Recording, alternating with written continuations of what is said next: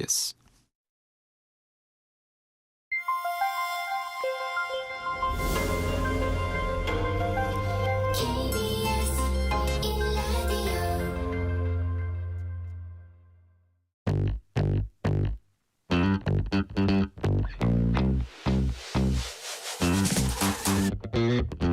KBS 1라디오 KBS 1라디오 뉴스레터 K.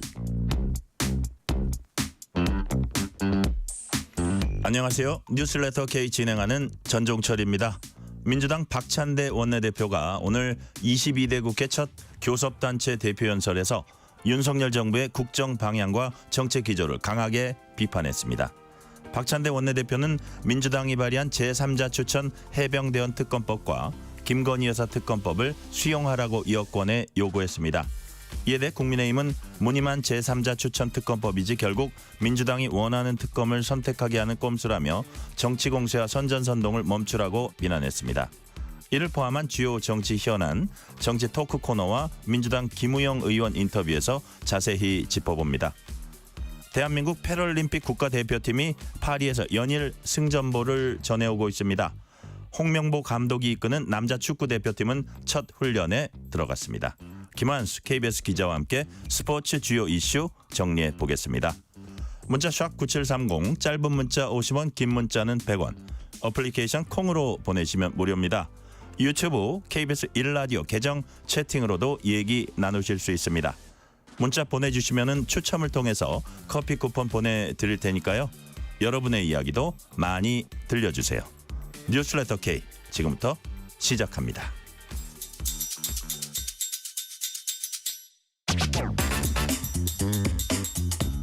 오늘 하루 가장 뜨거운 뉴스들만 골랐습니다. 뉴스레터 K 정치 토크 손수조 정책연구원 리더스 대표 이동학 전 민주당 최고위원 나오셨습니다. 어서 오세요. 안녕하세요. 네, 안녕하세요. 자, 민주당 박찬대 원내대표가 오늘 국회에서 22대 국회 첫 교섭단체 대표연설했습니다. 박 원내대표는 순직 해병대원 특검법과 김건희 여사 특검법은 공정과 상식을 바로 세우기 위한 법안이라면서 윤석열 대통령과 국민의힘 이를 수용해야 한다 이렇게 촉구를 했습니다. 이동학 의원님, 특검법 내용이 뭔지 발의 배경이 뭔지 좀 설명을 해주세요. 아무래도 지난해 벌써 1년이 넘었습니다. 해병대원이 급류에 휩쓸려 가지고 떠내려가는 사건이 있었죠. 그래서 네. 결국 뭐 이렇게 나중에 찾게 됐는데 지금 그 문제가 결국엔 군사법원법 개정을 했고 그 군사법원법 개정의 핵심 내용은 수사단이 정확하게 수사를 하고 그 내용을 그대로 제3기관에 통보하라는 것이었습니다. 윗선에서 절대 이걸 건드리지 마라. 근데 지금 사실은 이 윗선이라고 할까 줄줄이 지금 어떻게 보면 대통령까지 연계되어 있는 이런 건에 대해서 끊임없이 거부권으로 지금 일관되어 왔거든요. 그래서 최근에 민주당에서 이 대법원장이 추천하는 4명을 추천하고 거기에서 2명을 야당에서 고르고 그다음에 이 대통령이 1명을 선택하도록 하는 그런 법을 낸 겁니다. 근데 이거는 기본적으로 민주당에서 주장해왔던 게 아니고 한동훈 대표가 주장을 해왔던 것이었거든요. 그래서 그걸 수용해서 이번 법안을 내게 됐던 것이었고요. 근데 지금 이제 국민의힘에서 지금 반응하는 것들이 별로 지금 긍정적인 반응이 아니에요. 네, 사실 본인들이 내야 될 법안임에도 불구하고 야당이 내는 법안에 대해서 평가만 하고 있는 이 상황이 전 참 아이러니합니다. 네, 손수조 대표님, 4명을 제3자가 추천을 해서 2명을 민주당이 고른다. 이 부분을 이제 국민의힘 문제 삼고 있어서 무슨 뭐 셀프 특검이니 뭐 독소 조항이 가득하니 아니면 뭐 그 친한으로 분류되는 뭐 박정훈 의원 같은 경우는 수박 특검법이다 뭐 이런 얘기까지 했는데 어떻게 손수조 대표님은 어떻게 평가하세요? 4명을 야당이 추천하고 이제 2명을 이제 대검장이 추천을 하고 그 2명을 또 이제 민주당이 이제 고르는 건데 네. 여기서 국민의힘에서 문제를 삼는 거는 그 2명이 마음에 안 들면 민주당은 또 요구를 할 수 있다는 거예요. 제 요구권이 들어갔죠 이번에. 네. 그러니까 민주당 마음에 들 때까지 어쨌든 2명을 뽑는다는 거예요.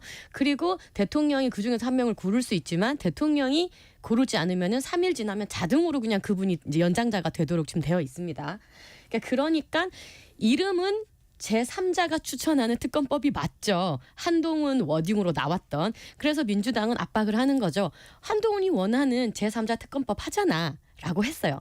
근데 하지만 그 내용을 들여다보니 민주당이 원하는 데까지 제 요구권을 계속할 수 있고 또 대통령의 그것도 임명도 3일 지나면 자동으로 그냥 연장자가 돼버리는 뭐 그래서 뭐 수박 특검이다, 뭐 무늬만 제3자 특검이다 이런 얘기가 나오는 것 같아요. 사실 오늘 이제 원내대표의 이제 대표 연설이라서 저는 사실상 최근에 분위기가 좀 협치 분위기였고 좀 같이 협치해서 이 법안들을 민생 법안들을 통과시키는 좀 화해 무드지 않았습니까? 그래서 굉장히 좀 그렇게 되기를 기대했어요. 지금 뭐 의정 갈등이 굉장히 심각한 상태고 또 국민연금 개혁안도 지금 나온 상황이고 여러 가지 뭐 딥페이크라든지 해결해야 될 문제들을 좀 짚어갈 줄 알았는데 또다시 도돌이표가 됐어요. 최상병 특검법, 김건희 특검법 등등은 어차피 여야가 지금 답이 안 나오는 결국 정쟁으로밖에 갈 수 없는 아젠다인데 민주당이 또 이걸 들고 왔다는 거는 뭐 싸우자는 말밖에 안 된다 이렇게 봐요. 그러니까 여당에서도 오늘 공식 논평 중에 협치를 걷어차겠다는 거냐 뭐 이런 얘기도 하기도 했는데 이런 부분에 대해서는 어떻게 보시면 또 이게 또 어떤 그 해병대원 특검법을 둘러싼 어떤 여야의 어떤 절충 가능성 이런 건 또 어떻게 보세요, 이동학 최고위원님? 저는 해병대원 특검법이든 김건희 여사 특검법이든 이 관련돼서 그 근저에는 공정 가치가 훼손돼 있다는 겁니다. 윤석열 대통령이 말했던 공정, 법치주의, 법과 원칙 이 모든 것들이 대부분 다 형해화되고 있잖아요. 자신들과 자신들의 측근들, 자신들 가족들과는 적용되지 않으면서도 상대방 쪽에는 굉장히 치열하게 그걸 적용시킨단 말이죠. 지금도 이제 문재인 대통령 수사부터 해서 지금 그 딸도 지금 어떻게 보면 검찰이 압수수색하면서 지금 굉장히 괴롭히고 있는 상황 속인데 이런 상황 속에서 국민들이 이 부분에 대한 판단을 할 겁니다. 법의 잣대가 두 개구나 이렇게 생각을 하게 될 것이고요. 저는 어찌됐건 협치 관점에서는 계속해서 좀 가는 게 좋을 텐데 대통령께서 엊그저께 개원식에 오시지를 않으셨잖아요. 저는 사실은 이 협치가 여야만 되는 게 아니라 협치의 가장 핵심은 대통령께서 어떻게 하느냐, 어떤 메시지를 내느냐, 어떤 행동을 하느냐인데 사실상 국회가 정상화되지 않았다라고 본인이 규정을 하고 본인이 오질 않았습니다. 사실 여야가 저희가 지난주에도 합의 처리했잖아요. 27건인가 합의 처리를 하고 그 뒤에 여야 대표까지 회담을 하고 그러면 협치 분위기가 쭉 이어갔는데 그 다음날 개원식에 대통령이 오지 않음으로 인해서 사실상 협치 분위기에 완전히 찬물을 끼얹은 이 겁니다. 대목에서 네. 정진석 비서실장은 자신이 대통령 개원식에 가지 말라고 건의한 이유를 이제 밝혔는데 조롱과 야유, 언어폭력이 난무하는 국회 가서 곤욕을 치르고 오시라고 어떻게 말씀드릴 수 있나. 이 정진석 비서실장의 말에 대해서는 어떻게 보세요? 저는 참모도 정말 참모복도 있어야 되는데 참모복 참 없으시다 이런 얘기 말씀드리고 싶은데 역대의 대통령이 국회를 이렇게까지 외면하고 이 국민들의 어떤 표심을 통해서 결국 국회가 구성됐는데 이거를 무시했던 적이 있었나요? 저는 이런 대통령 처음 봤습니다. 피켓 시위를 하고 뭘 하고 하더라도 대통령은 본인 스스로 뭔가를 하고 싶은 게 있다면 국회를 설득하는 모양새. 국민들이 아마 저렇게 해서 대통령이 국회를 설득 못 시킨다 하더라도 그 모습을 볼 겁니다. 대통령이 진짜 우리를 위해서 뭔가를 해보려고 하는구나. 근데 이거는 해보려고 하는 노력조차 보이지 않는 모습이기 때문에 저는 그런 참모들의 태도와 자세, 생각 이런 것들을 다 잘못됐다. 이렇게 봅니다. 이동학 최고위원께서 손수조 대표님 참모들 대통령 본인 뭐 개원식 안 온 거 이런 것들에 대해서 이제 비판을 좀 하셨는데 정진석 비서실장은 이런 국회가 있었냐 과연 지금까지 그러니까 뭐 서로에 대해서 이런 적은 없었다고 하는 것 같아요. 손수조 대표님 어떻게 보세요? 예, 비판 받아들입니다. 대통령께서 개원식에 가지 않으신 거는 저는 조금 아쉽게 받아들이고요. 특히 또 정진석 비서께서 어떻게 내가 이거를 가르치라고 하냐, 곤욕을 치르고 오시라고 어떻게 말씀드리냐. 곤욕 치르라고 하셔야 됩니다.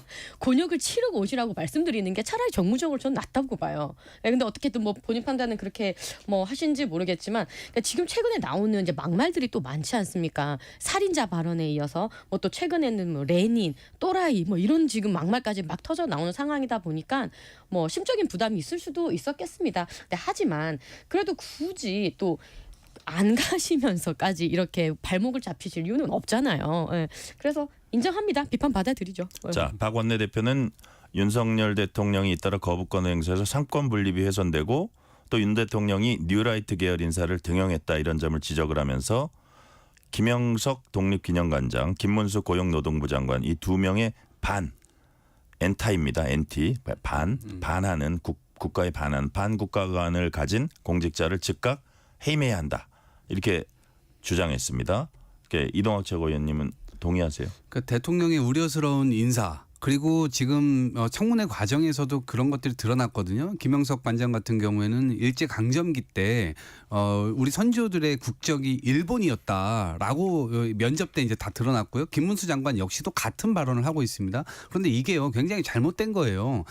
우리 대한민국 사람들이 일본인들의 후예라는 얘기입니까? 그 논리적으로 말이 안 되고요. 1965년도에 한일 기본 조약이라는 걸 보수에서 얘기하는 이 보수의 아버지 박정희 대통령 때 한일 기본 조약이 맺어지는데 2조에 이 1910년도에 8월 22일 날 그 전후로 맺어진 모든 이 조약들이 다 무효라고 선언을 합니다.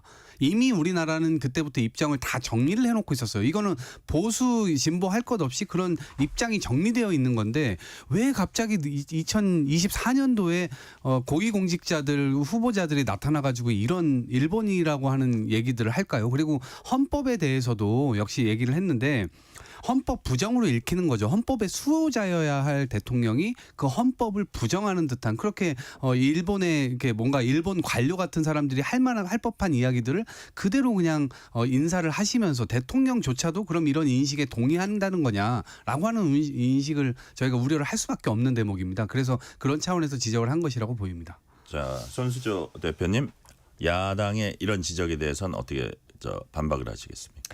그러니까 너무 약간 이제 너무 크게 이게 표현된 해석된 확대 해석된 부분이 저는 좀 있다고 봐요. 뭐 우리가 일본의 후손이다 이렇게까지 얘기를 누가 하겠습니까? 그런 이제 얘기가 아니고 뭐 국적이 그렇다면 뭐였냐 실정법상으로 뭐 이런 대답이거든요. 네, 그리고 이념에 대한 이제 우리의 그다음에 뿌리 뉴라이트 같은 경우도 뭐 예를 들어서 그 개념에 가장 친일에 가까운 데만 뽑았어서 편리하게 뭐 이런 반박을 합니다. 그런 부분은 어떻게 보세요?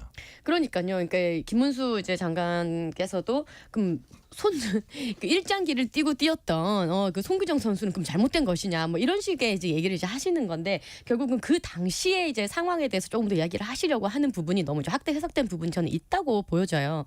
근데 이제 이런 부분이 결국 우리나라의 뼈아픈 이제 이념적인 문제고 역사의 문제인데 이런 것을 굳이 드러내서 이 모든 청문회 과정에서 왈가왈부하는 것은 저는 소모적이라고 봅니다. 일단 결과적으로 네. 그러니까 특히 이제 헌법을 가지고 이야기를 하는 부분이 결국은 뭐 국가의 독립과 영토의 보전, 국가의 계속성을 수호하고 있는가라는 이런 헌법 조문을 지금 가지고 와서 얘기를 하는 것인데 사실 이런 부분을 가지고 이제 인사에 대해서 얘기를 하는 것은 조금 이제 무리가 있다라고 생각을 하고요. 사실은 인사권은 대통령의 고유의 권한이기도 합니다. 그렇기 때문에 이거에 대해서 역사를 입히고 색깔론을 입히고 그렇게 프레이밍하는 것은 너무 과하다 이렇게 봅니다. 다음 질문 넘어갈게요. 박찬대 원내대표가 개헌 필요성 언급하면서 4년 중임 개헌안 이제 제시를 했습니다.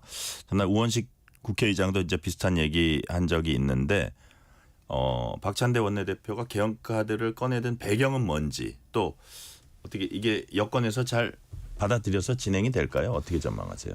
이동욱 최고위원님. 일단 쉽지 않아 보이긴 하나 이 얘기를 한 것은 지금 아마 여당도 마찬가지고 지금 야당도 느끼고 있고 국민들도 느끼고 있을 겁니다. 그러니까 여야가 부딪히게 되면 다른 걸 다 걸어가지고 아무것도 통과시킬 수 없는 나라가 전진할 수 없도록 만들고 있는 지금의 체제에 대해서 어쨌든 바꿔보자라고 하는 이 시도고요. 4년 중임제하고 지금 결선 투표제 얘기를 하셨거든요. 이것은 여당 정치인들도 많이 공감대를 형성해 있던 그런 주제였습니다. 그래서 다른 이견들이 있을 만한 주제들은 다 빼고 그래도 좀 이견이 적을 만한 두 가지 이슈만 딱 던져서 이걸로 일단은 한번 체계를 바꿔보자라고 하는 제안이었고요. 윤석열 대통령께서는 어쨌든 뭐 이거 자기 임기 1년 줄이고 이거는 나중에 하더라도 임기 안 줄이셔도 이것만 결단하시면 예를 들면 2032년까지 우리가 지금 논의해가지고 그때 이후부터 적용되는 안을 만들더라도 저는 충분히 시도해 볼 수 있는 것이라고 생각하는데 여야가 지금 교착 상태에 빠져 있는 상황이기 때문에 특히나 대통령이 이 개헌에 대해서는 드라이브를 걸어줘야 되는 측면이 있는데 그게 안 된다 그러면 이번에도 굉장히 힘들어지는 상황이 오지 않을까 싶습니다. 지금 말씀 중에 이제 대통령 임기 줄이는 부분이 있다 그랬는데 그거는 좀 약간 아직 유동적입니까? 네, 그래서 임기 줄이는 건 수용 안 하셔도 됩니다. 수용한다면 더 좋지만 수용 안 하고 임기 다 채우시고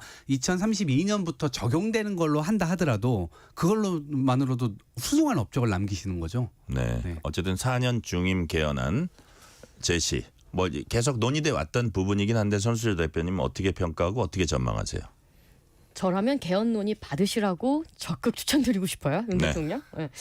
이유는 맞아요. 이동욱 최고님 말씀하셨듯이 지금 당장 그 임기를 줄여라고 하는 것도 아니에요. 지금 민주당에서 얘기한 거 들어보면. 근데 여당 입장에서는 사실 이 얘기를 하기가 쉽지는 않습니다. 지금 당장 그럼 정부의 이제 이거 임기를 좀 줄이자는 얘기냐, 권력을 빼자는 얘기냐, 뭐 이렇게 오해가 될 수 있기 때문에 여당 입장에서 이거를 뭐 적극적으로 말할 수 없겠지만 이 개헌 논의란 우리나라 이제 정치 역사상 굉장히 오래 논의가 돼 왔고 또 특히나 제왕적 대통령제에 대한 폐해가 굉장히 많이 드러나 있는 상황입니다. 그래서 이 개헌 논의 나아가서 또 선거제에 대한 그런 내용까지 좀 받아서 전향적으로 같이 논의해 보자는 이 제안은 저는 굉장히 지금 시기에 합리적이고 좋은 제안이다라고 생각을 하고요. 윤석열 정부 역시 굳이 이거에 대해서 민주당이 제안했으니까 뭐 나무라라 할 일이 아니라 한번 전향적으로 생각해 보시고 받아보시면 좋겠어요. 네. 자, 다음 주제로 넘어가 볼게요. 이제 박찬대 원내대표 얘기를 많이 하게 되네요. 오늘 추석 연휴 의료 공백 우려를 언급하면서 의료대란 비상협의체, 여야 의정협의체라고 하면서 이제 구성을 제안했거든요. 일단 뭐 정부 측에서는 지금 의료 공백 사태, 응급 의료 공백 사태가 실제 지금 얘기되는 거 많이 과장된 측면이 있고 정부가 관리 가능하다 이렇게 이제 했는데 자, 이런 상황에서 야당의 이런 의료 대란 비상협의체 구성 제안에 손수조 대표님 여당이 응할까요? 지금의 기조로 봐서는 전격적으로 받아들이기는 힘들어 보입니다. 하지만 여당 내에서도 여러 가지 목소리가 지금 나오고 있어요. 오늘만 해도 이제 의사 출신인 안철수 의원께서는 이제 정부가 너무 그렇게 숫자에만 의존하는 그런 보고 받지 말고 뭐 응급 구급차를 한번 타보시고 응급실에 반나절에도 한번 계셔봐라 뭐 이런 얘기가 나왔습니다. 그러니까 어떻게 보면 사실 뭐 당장 붕괴다 뭐 망한다 뭐 이런 식으로 국민을 불안하게 할 필요는 없기는 하죠. 하지만 국민들께서의 불안이 어느 정도 감지되고 있는 상황에서 굳이 정부가 메시지를 그렇게 낼 필요가 있습니까? 아우 많이 걱정되시죠. 그러니까 우리가 좀 더 현장을 볼게요. 조금 더 대책을 마련할게요. 라는 식의 애티튜드로 메시지가 나왔으면 좋았을 텐데 그렇지 않다 보니까 이게 좀 꼬이는 것 같고 지금 박찬대 원내대표가 제안한 어떤 비상체계에 대한 협의체를 구성하자는 거 좋습니다. 좋고 여야정 뭐 모두 할 것 없이 지금 빨리 협의체를 구성하고 빨리 테이블로 올라와서 서로 오해가 뭔지 그런 부분들을 지금 빨리 해결을 해야 될 것 같아요. 지금 한덕수 총리 얘기 들어보면 2,000명이 집착하지 않았다라고 지금 얘기를 하고 있어요. 2,000명이 집착하지 않고 계속 우리는 어떻게 하면 좋겠는지를 물어보고 있는데 의협 측에서 도대체 한 발짝도 양보하지 않는다. 또 이렇게 하고 있지 않습니까? 그러니까 지금은 메시지들이 나오는 채널을 통해 들어보면 조금씩의 오해들이 있고 그 오해들을 풀면 한 발짝 좀 뒤로 나가서 해결책을 찾을 수 있는 부분이 보이거든요. 그러니까 지금 추석을 기점으로 굉장히 응급 대란에 대한 위기감이 고조되고 있는 상황에서 정부와 이제 민주당과 이 여야가 빨리 테이블에 앉아야 하는 것이 시급하다 이렇게 생각합니다. 이동학 위원님, 이 부분은 사실 한동훈 대표하고 이재명 대표하고도 좀 약간 뜻을 모았던 부분 아닙니까? 네, 이 부분은 같이 이제 그 공개했던 문안에도 들어가 있었죠. 예, 같이 국회에서 할 수 있는 일을 찾는다 이런 거였고요. 그거에 대해서 어쨌든 좀 연장선에서 박찬대 대표가 오늘 그 얘기를 한 것 같습니다. 네. 여야의정 해가지고 4단위가 모여가지고 같이 대책을 좀 논의해보자라고 하는데 전 지금 정부의 태도가 과거에 보면 이승만 대통령의 이 태도랑 비슷해 보여요. 전쟁이 났는데 서울 시민들 정부를 믿고 도망가지 말고 피난하지 말고 가만히 계세요. 라고 했는데 본인은 다 대전까지 도망가 있고 다리 폭파하고 이랬잖아요. 근데 지금은 그때는 인터넷도 없고 아무것도 몰랐었기 때문에 정부가 방송하면 다 믿었어야 됐지만 지금은요. 정부가 그렇게 발표해도 이미 현장에서 이게 눈에 다 보이잖아. 이미 다 겪는 일들이고 이미 우리 가족 중에 누군가는 응급실에 갔다가 뺑뺑이 돌고 이런 현실을 다 보고 있단 말이에요. 그리고 대통령께서는 벌거벗은 임금님처럼 지금 아래에서 써주는 그 보고서만 읽고 정말 문제 없다라고 진짜로 그렇게 믿고 계신 건지 생각하고 계신 건지 모르겠습니다만 그렇게 하시면 안 된다. 어제 어디 도봉구에 어디 마트 가셨던데 지금 병원부터 다시 가셔야 된다. 그래서 3월 말이나 4월 초쯤에 대통령께서 한 4-5차례 방문하신 것으로 알고 있는데 그때부터 지금까지도 상황이 너무나 많이 변했습니다.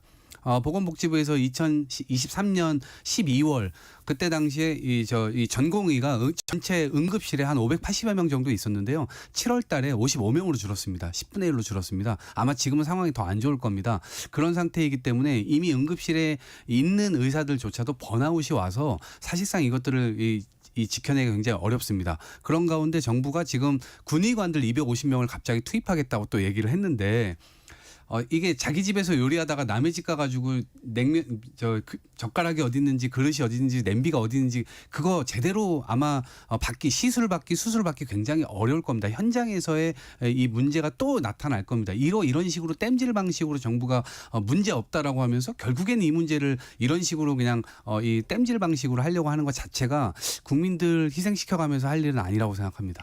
자, 손수조 대표님, 이 부분에서 한번 보세요. 그러니까 의사들은 정말 한 발짝도 안 물러서고 있어요. 그러니까 원점에서 하자 이거거든요. 자, 그러면 2,000명이 아니라 1,000명 혹은 500명에서 논의해 보자. 아니면 그냥 앉아가지고 숫자를 논의해 보자. 이것도 아니란 말이에요. 지금 이 상황에서 정부가 그럼 후퇴해야 됩니까? 이것도 상당히 고민일 것 같아요. 완전히 전면 검토는 힘들죠. 그리고 그 윤석열 정부에서 지금 추진하고 있는 의료 개혁이라는 그 큰 카테고리 안에는 의사 증원 문제가 있습니다. 그렇기 때문에 하나도 증원을 하지 않겠다고 하는 것은 저는 이제 말이 안 된다고 생각을 하고요. 의협 역시 한치도 물러서지 않겠다라는 입장은 전혀 도움이 되지 않습니다. 뭐 지금 상황에서 누가 뭐 먼저 잘못했느냐 이건 정말 불필요한 얘기긴 한데 의협에서도 어느 정도 협의할 수 있는 공간을 마련해줘야 물 것 같습니다. 의사들이 병원을 떠나는 것도 정상은 아닙니다. 그렇지만 어쨌든 국민의 생명은 또 정부가 맡고 있기 때문에 그런 부분들이 잘 이렇게 좀 타협이 됐으면 좋겠다는 생각도 하고 다음 주제로 넘어갈게요. 검찰이 문재인 전 대통령을 피의자로 적시하면서 소환 가능성까지 거론되는 가운데 문 전 대통령 딸 문다혜 씨가 참전을 했습니다. 이제 더 이상 참지 않겠다. SNS 통해서 가족은 건드리는 게 아닌데 이쯤 가면 막 하자는 거죠. 우리는 경제 공동체가 아니라 운명 공동체 가족이다. 라는 말을 했습니다. 자, 이동환 의원님, 문다혜 씨 표현 어떻게 보셨는지 이 입장 어떻게 지금 파악하고 계세요? 네, 이쯤 가면 막 하자는 거죠. 우리가 기억에 아마 지금 뭐 30대 검사와의 이상부터는 검사와의 대화 네. 20년 전에 했었던 노무현 대통령이 떠오를 겁니다. 그때도 사실 뭐 이 검사들의 태도나 이런 것들이 국민에 의해서 선출된 대통령에 대한 태도나 이런 것들이 아니었죠. 오히려 본인들이 다 고압적인 어떤 상황이었는데 지금도 전 마찬가지라고 봐요. 그리고 최근에 문다혜 씨가요. 전셋집 작은 거를 계약을 했는데 그때 계약했던 그 부동산까지 압수수색을 하고요. 최근에 문재인 대통령 부부 이 통장 압수수색도 하고요. 계속 이런 방식으로 이제 전임 대통령을 이제 공격하고 전임 대통령뿐만 아니라 그 가족을 상대로 굉장히 치졸한 공격을 하고 있는 것이었거든요. 그리고 본인들이 최혜병 사건에서 그러니까 언론 브리핑에 대해서 이거는 독소 조항이라고 얘기를 했잖아요. 언론에 흘리고 이런 것들에 대해서. 근데 지금 윤석열 대통령 치하의 검찰들이 또 이런 일들을 하고 있는 거거든요. 이게 일관되지가 않아요. 본인들이 필요할 때는 언론에 흘릴 거 다 흘리고 특검법 하자고 하니까 그거는 또 안 된다 그러고 이게 논리적으로 맞지도 않고요. 근데 사실상 저는 이게 망신주기라고 생각을 해요. 결국엔 망신을 주고 윤석열 대통령의 지금 지지율도 굉장히 많이 떨어지고 있는 상황 속에서 국민들이 의료 대란 이런 것들로 위기감을 느끼니까 자신들의 실정을 덮기 위해서 결국엔 전직 대통령까지 또다시 이 카드를 꺼내는구나라는 생각밖에 안 듭니다. 천하람 개혁신당 원내대표가 문 전 대통령 수사에 대해서 민주당이 너무 과민하게 반응하고 있다고 말하면서 검찰이 가장 강력했던 건 지금이 아니고 문재인 정부 초기다 이런 얘기도 했거든요. 그러니까 예를 들어서 그 당시 적폐청산을 한다면서 정말 수많은 사람들이 이제 수사를 받고 이렇게 사법 처리도 되고 했는데 우리는 당하면 안 되는 거 아니냐 이런 식으로 반박을 할 수도 있어요. 이동학 최고위원님 어떻게 보세요?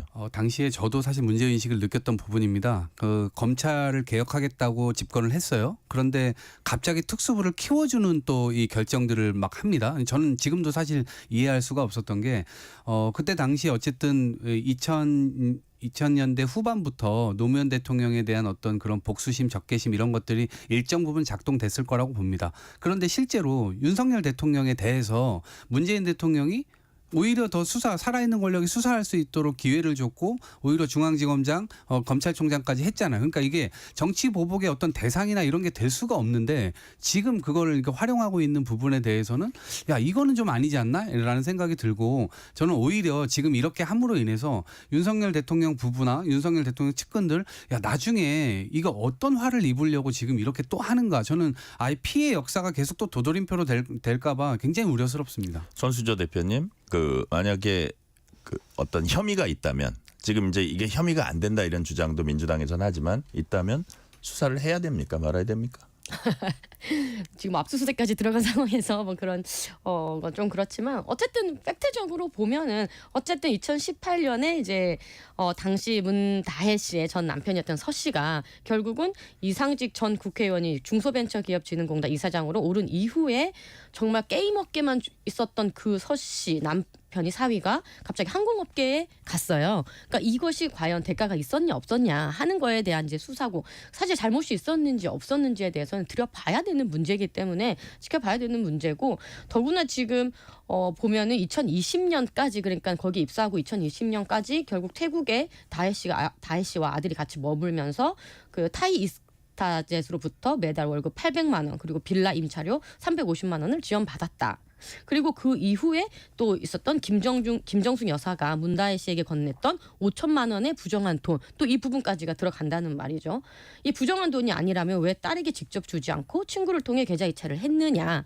뭐 플러스 뭐 출판 업계에서 또 넘어간 다혜 씨에게 넘어간 뭐 3억 5천 등등등. 그러니까 조금 들여다봐야 하는 팩트적인 부분들이 있다. 이것을 들여다보고 수사하는 것이 뭐가 잘못인가 이렇게 보여지는 것이죠.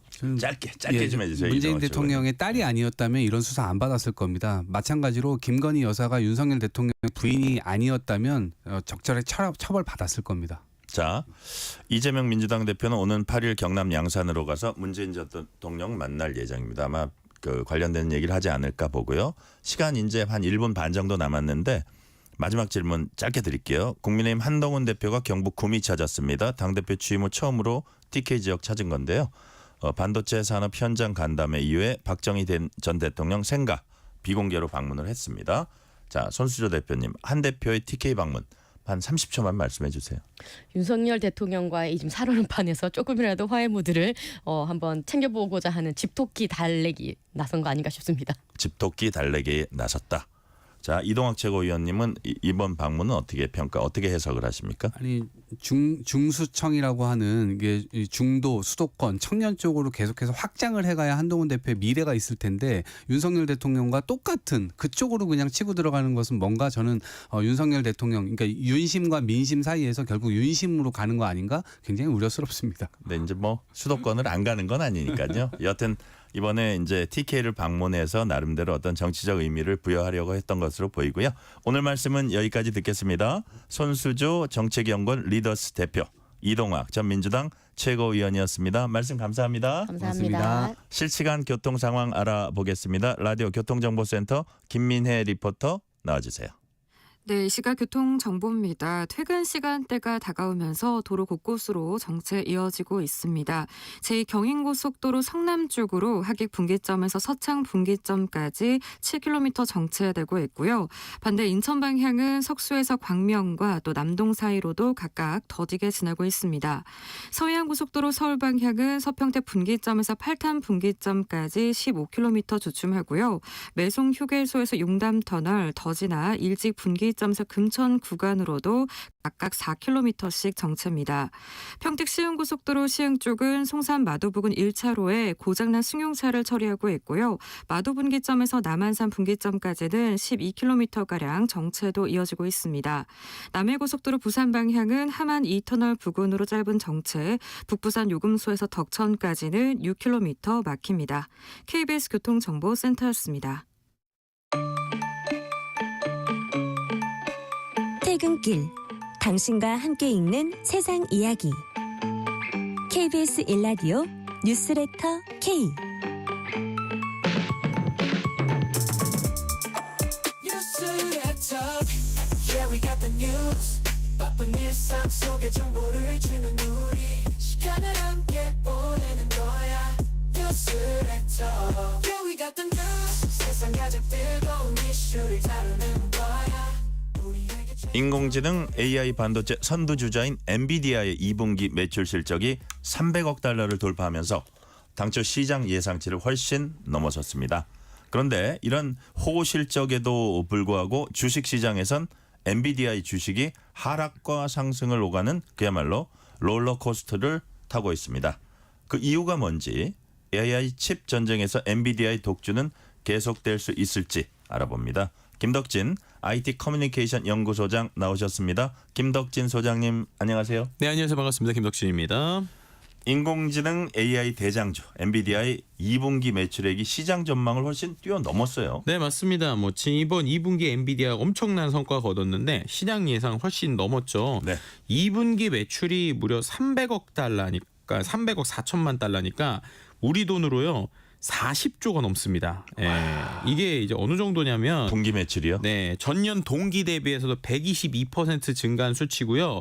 월가에서 그래도 돈을 많이 벌 거라고 생각은 했었어요. 그래서 287억 달러 정도를 예상을 했는데 말씀드린 대로 그 예상치도 넘어서서 300억 4천만 달러니까 정말 뭐 어마어마한 돈을 이제 한 분기에 매출을 쓸어 담았다 이렇게 말씀드릴 수 있을 것 같습니다. 근데 엔비디아 2분기 매출 성장 이렇게까지 높은 이유 뭡니까? 결국에는 이제 인공지능 이야기죠. 근데 네네. 이제 인공지능에서 수요가 급격히 증가하니까 당연히 인공지능 칩도 상당히 매출이 큰데요. 최근에는 인공지능 칩뿐만 아니라 데이터 센터, 그러니까는 이 칩을 기반으로 뭔가 이렇게 AI를 프로그램을 돌리거나 운영할 수 있는 센터도 이제 엔비디아가 운영을 하거든요. 네. 근데 이런 센터에 대한 매출이 이제 또 크게 늘었어요. 그래서 이 인공지능 칩하고 데이터 센터 사업 매출이 전체의 88%고 데이터 센터 매출이 전분기 대비 16%, 전년 동기 대비 154% 증가했거든요. 그러니까 이 AI 시장이 커지면서 자연스럽게 이제 엔비디아의 매출도 계속적으로 높아지고 있다. 뭐 이렇게 말씀을 드릴 수 있는 것이죠. 네. 말씀하신 대로 이번 실적 발표로 앞으로 더 탄력 받을 것 같은데 시장에서 엔비디아 3분기 전망 어떻게 보고 있습니까? 더 늘어날 것으로 예상을 하고 있습니다. 말씀드렸던 것처럼 지금 이게 300억 달러 수준이잖아요. 근데 네. 3분기 같은 경우 회사 예상치가요 325억 달러. 그러니까 더 올라간다는 거예요. 그 뭐 40몇 조 뭐 넘어가는 숫자고 이제 월가에서도 예상하는 게 317억 달러거든요. 그러니까 그것보다도 더 높은 수치로 기업에서 이제 자신하면서 이런 것들에 대해서 좀 매출치를 예상하고 있는 상황이죠. 네. 그런데 여쭙고 싶은 건 이거예요. 그런데 엔비디아 2분기 매출이 사상 최대를 기록했는데 네. 주가는 왜 실적 발표 전날부터 지금까지 하락 반등 하락 반등 반복하는 그야말로 요동을 치고 있습니다. 롤러코스터죠. 이유가 뭡니까? 그러니까 이게요. 이 정도로도 부족하다 이렇게 느끼신 분들이 많은 거예요. 아 그래요? 네, 그러니까 이것도 진짜 말이 안 되는 수치잖아요. 그런데도 이 정도로도 부족하다는 거예요. 왜 이렇게 부진했지? 네, 부진했다기보단 더 올랐을 수 있는데 이거 그러니까. 이렇다고 생각을 하는 거예요. 그게 왜 그러느냐? 일단 두 가지가 있는데 첫 번째는 이 이제 지금 주가가 너무 이제 고평가돼 있다는 거예요. 그러니까 이 뭐 여러 가지를 따져봤을 때 지금 주가 정도를 과연 이제 앞으로도 유지할 수 있을까? 그러니까 아마도 매출세가 폭등을 했지만 이것보다 훨씬 더 높아져야 지금의 주가를 바치거나 더 오를 가능성이 있는데, 그러니까 회사는 돈을 많이 벌고 있지만 주가가 더 오를 수 있을까? 에 대한 이제 걱정들이 있다 보니까 자연스럽게 이제 어떻게 보면 이 상황에서 이제 본인들의 수익 창출을 하시기 위해서 주식을 파는 현상들이 좀 일부 생겼다. 뭐 이렇게 평가하는 부분들도 있고요. 그래서 차익 실현 매도다라는 이야기. 그리고 이제 이게 이제 더 궁극적으로는 더 큰 것 같은데 미래 성장에 대한 불확실성이라는 얘기예요. 이게 네. 뭐냐? 지금 AI에서 거의 엔비디아가 독준하고 있지만 예. 이 시장 자체가 계속적으로 이렇게 성장할 수 있을까라는 거죠. 그래서 이제 뭐 이른바 지금 이제 저희가 이제 이 코너에서 몇 주 전에 다루기도 했지만 네. 결국 이 시장 자체 거품이 낀 것이 조금씩 거품 꺼지는 맞아요. 거 아니냐. 그런 말씀하셨어요. 네, 이런 네. 얘기들 때문에 그럼 이렇게 되면은 이 칩의 핵심이 되는 엔비디아가 계속적으로 매출이 오를 수 있을 것이냐 이런 걱정도 있고요. 그리고 두 번째는 계속 나오는 얘기긴 한데 이 각 빅테크 기업들이 이 엔비디아에 너무 의존하니까 이제 우리가 조금씩 이제 엔비디아의 의존을 벗어나고 싶다라는 걸 갖고 자체 칩을 만드는 이런 계속적인 연구들을 하고 있거든요. 네. 그러니까 이런 관점에서 과연 지금처럼 엔비디아 독점이 이어질까라는 부분들 때문에 좀 어떻게 보면 차익 실현하는 이런 부분들이 주가에 반영되고 있다 이렇게 말씀드릴 수 있는 것이죠. 네. 자, 수출 규제로 어려움 겪고 있는 중국 시장에서 부진이 엔비디아에겐 숨은 악재일 수 있다 이런 해석도 있어요. 이건 무슨 얘기입니까? 그러니까 이게요, 그 실제로 계속 이 부분에 대해서 이제 실적을 얘기하고 있다가 콜레스 크리스라고 하는 이 엔비디아 최고 재무 책임자가 무슨 얘기를 했냐면 네. 중국 시장에 대한 살짝의 어려움을 짧게 얘기를 했어요. 이게 뭐냐? 전체 데이터 센터 매출에서 중국이 차지하는 비율이 수출 통제가 시작되기 전보다 낮은 수준이다. 그래서 중국 시장에서 앞으로 매우 치열한 경쟁이 있을 것이다. 이 정도의 코멘트를 했거든요. 네. 그랬더니 실제로 주가가 메시지가 나오고 나서 원래 그때가 125달러였는데 이게 시간의 주가가 수분 만에 116달러까지 떨어졌어요. 와, 그러니까 그래요? 이 부분에서 어떻게 보면 두 가지인 거죠. 이제 수출 규제 대상이 아닌 제품들이 있는데 그 제품에 있어서 중국에서 매출이 늘고는 있지만 중국 현지 업체의 도전이 계속 거세다는 거예요.